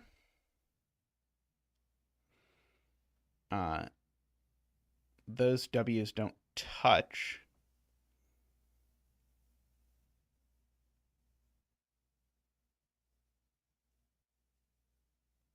It looks to me like that's all okay, unless you see something that's wrong.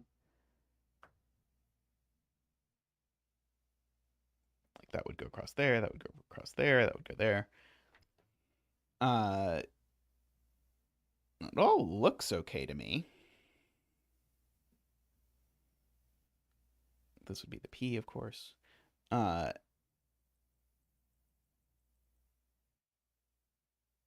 Does that make two P's touch? Where do you see two P's touching?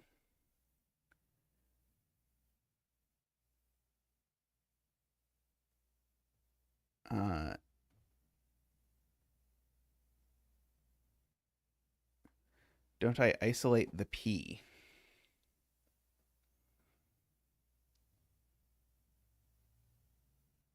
This P?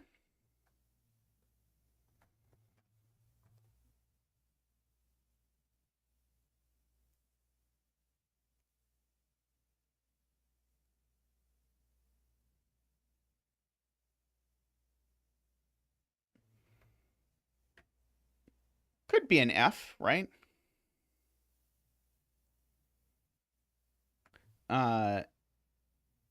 This feels ambitious to attempt to break. Like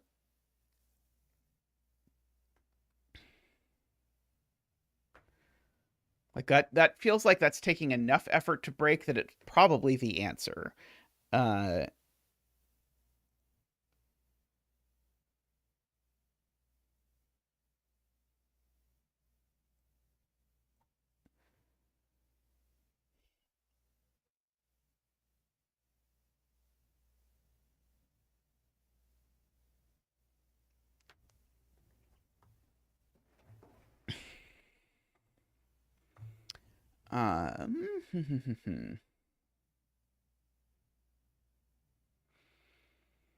Now, these two ends I have to be careful not to connect. So if this is not gray, it definitely connects down. So funnily enough, this is never shaded, because if this is shaded, it closes the loop. I can't imagine a world where that's useful, but yeah, the blue cells belonging to pentominoes really makes this puzzle less intuitive.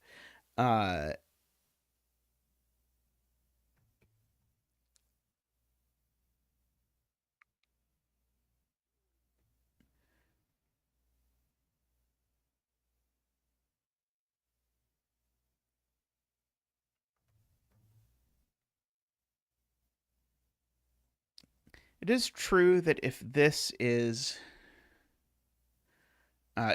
green, then its omino contains all of these things, and it would.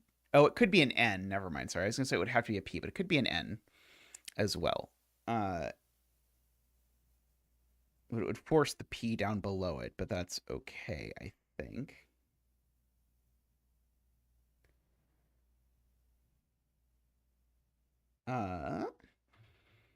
What else? Let's see. We still got to fit two shadeds in this column, which is maybe getting to the point where it's relevant.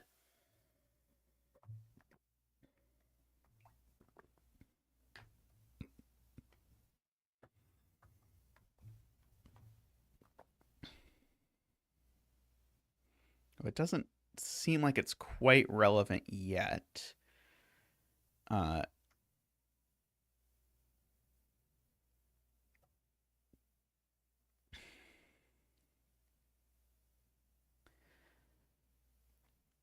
If this connects here, it's awkward for this shape, but I don't think it's fatal. It's just awkward.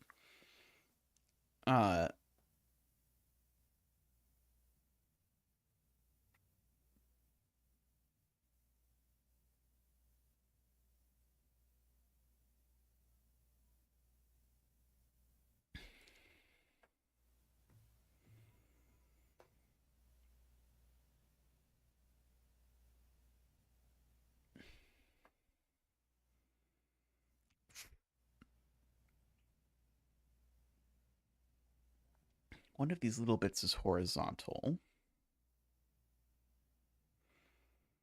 Let's see, if I don't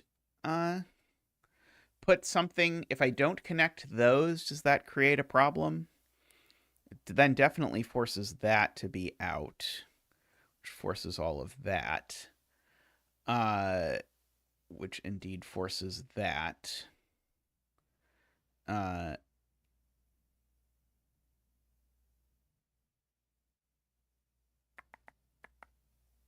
Forces that.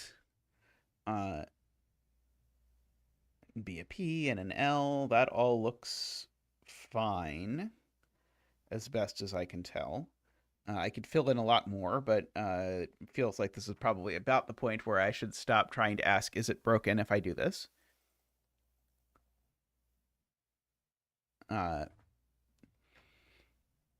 If this is out, we force all of this.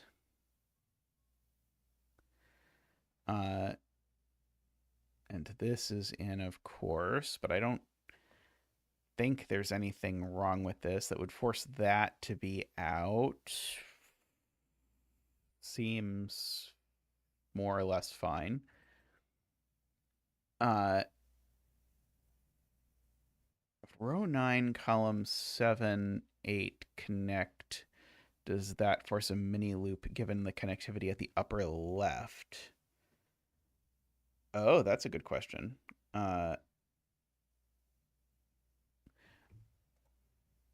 Right. So basically, we've got this one big piece of loop. And so, and that loop ends up here. So, Jim's point is if I connect these, now I eventually have to connect these two, even if I loop in these, but they're sort of isolated up here. It sort of strands this loop around this loop end down here, basically, from ever connecting to the rest of the grid. Basically, this connection isolates this whole bottom part. That is a good spot. So we get that. Very good spot, yes. So now this P is a P. And so now this is a W, I think.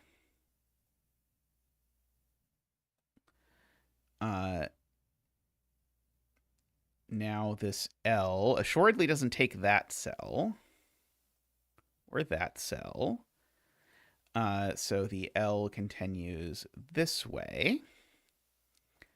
And takes either up or down.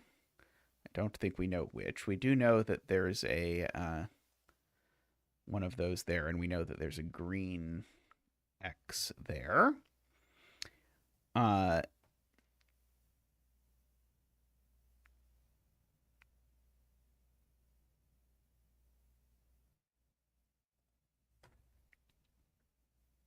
Right, and so now this is shaded, right, and so that's the last shaded over here. So those are now all unshaded, if I did my math correctly before, about how many shadeds there were left. Oh, I can't connect these either for a very similar reason to Jim. To what Jim said, if I connect these two, now I've stranded loop up here, so I can't do that. So that means this at least comes up here.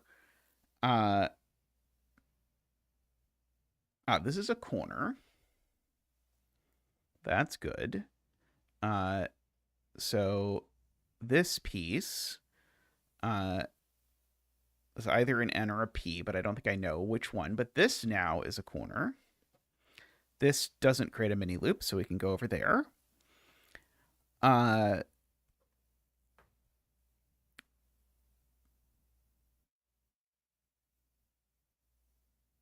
see. This column still needs two loop fragments.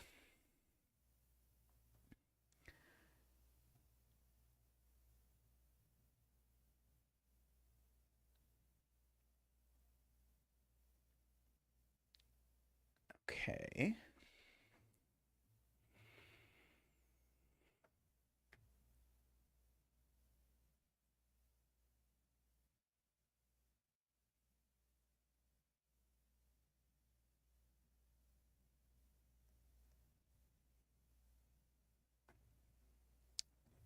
This stupid blue being able to be part of one of the ominoes. This has definitely been a good head workout. Uh, uh, I wonder how many of the beautiful intended deductions we have completely missed. It strikes me as the sort of puzzle where the answer is likely lots. Uh,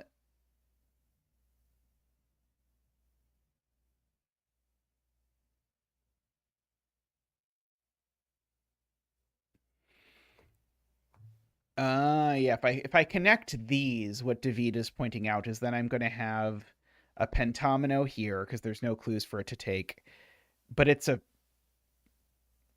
it would be that omino, and now I've got to somehow squish in an omino between these, but I just can't. So therefore, this always connects that way because it can't connect the other two ways. Uh,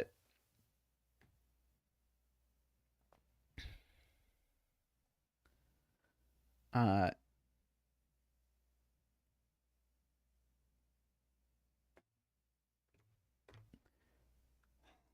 was trying to decide if connecting straight up and down here would break the N, but I don't think that it does, unfortunately. If this goes down, then I know this goes over, and I end up with sort of two things coming down over here.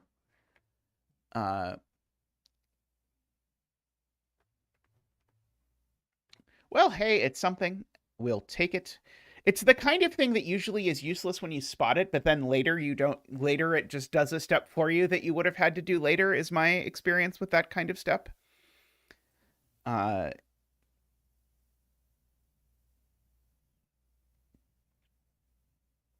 uh,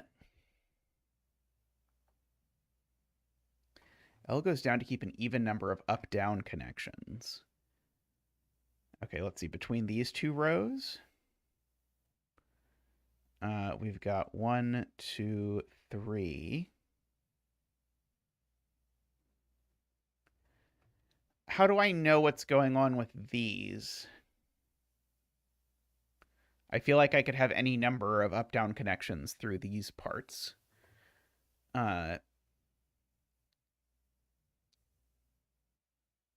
Unless you have a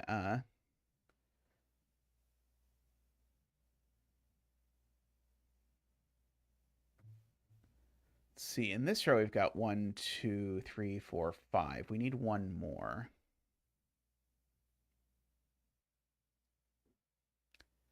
Yeah, so sadly, if this goes over there, or if this is black, that's okay. We get one more or three more.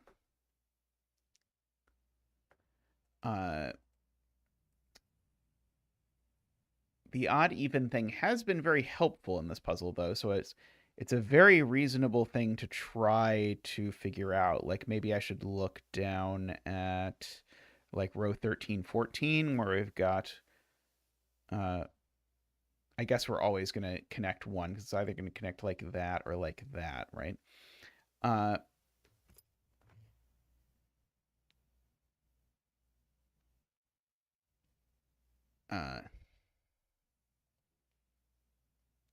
There's just so many blues around. It's hard for me to feel like I know anything about this N.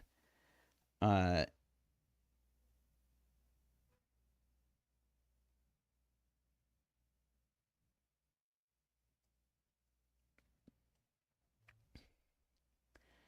okay, can this really go down? Or do I create the same problem that David pointed out before, where now I've got to have P's on top of P's? I think unfortunately I might be able to cram an I in between. If I make this into a P. It sure looks bad, though. Let's see. If this connects down like this, Now I've got this P, so I would have this P. So this would run over like this would run over like this, and up. These would connect. That does break. There's no way to make this into a pentamino now. We agree. I think that breaks. So I think we get that, which I think means we get all of that, which I think means the L now finally does this.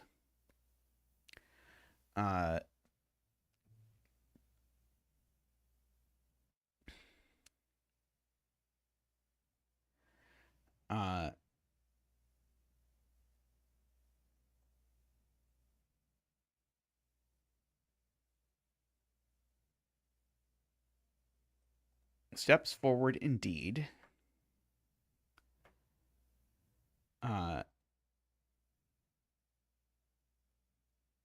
Okay, well, this now definitely connects left, because if it doesn't, then I get a mini loop. And so that places that this is gray, right? Because now this is or this is forced to be a dead end. So we get that.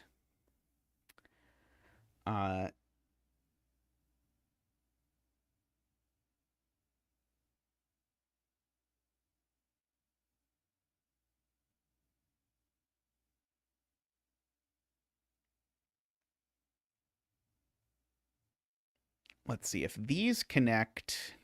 Sorry, not to do that in there. If these connect, then now that's the last gray in this column, and we just sort of bounce up around.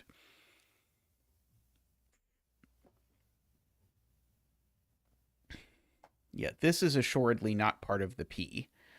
So if I just make this sort of blue, it could be that blue takes that thing at the back.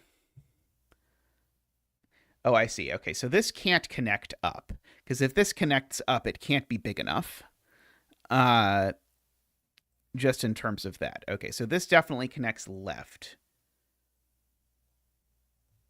Okay, good spot to Jim. That this was sort of the weak point.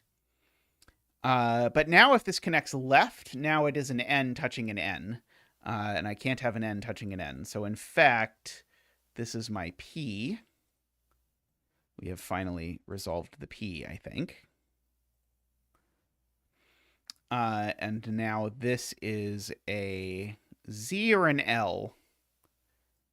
We know it doesn't take those. We know it does take this. I think we don't know what it does from there. We know it doesn't take that either. If I want to sort of reuse orange now, I can sort of march these along. Oh,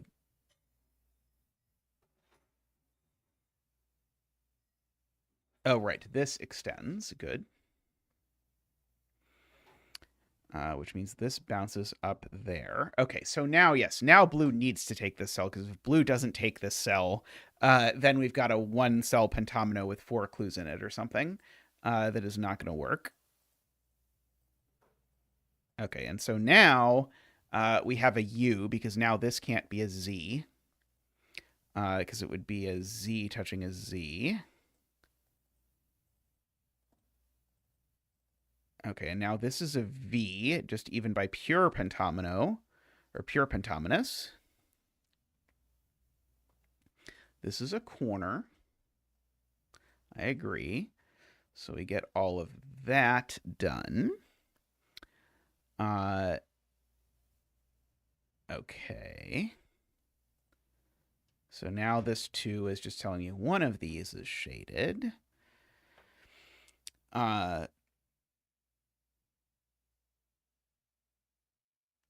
Okay, so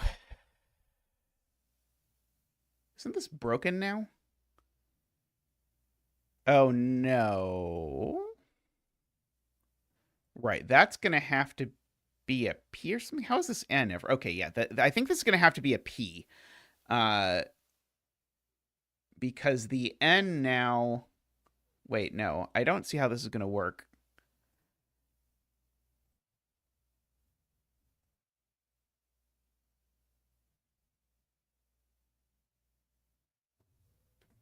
It seems to me like the N is broken. Oh, no. The N can do that. Thank goodness. I think this is the only thing the N can do. Oh, no. That's broken, too. I think we broke it.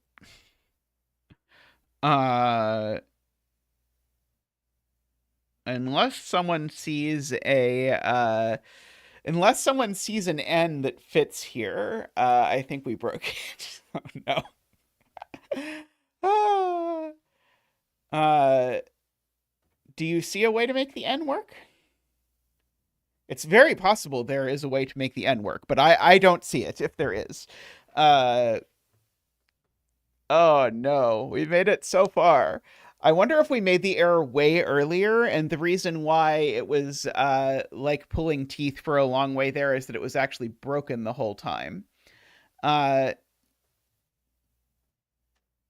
no. That is unfortunate. No. Well, maybe Nell will let us know in the comments what has happened. But I suppose we have to wrap up. I really thought like it was just like everything was going into place. I thought we were going to be like right there and it was going to all wrap up nicely. And instead, we made a little whoops somehow. So my bad.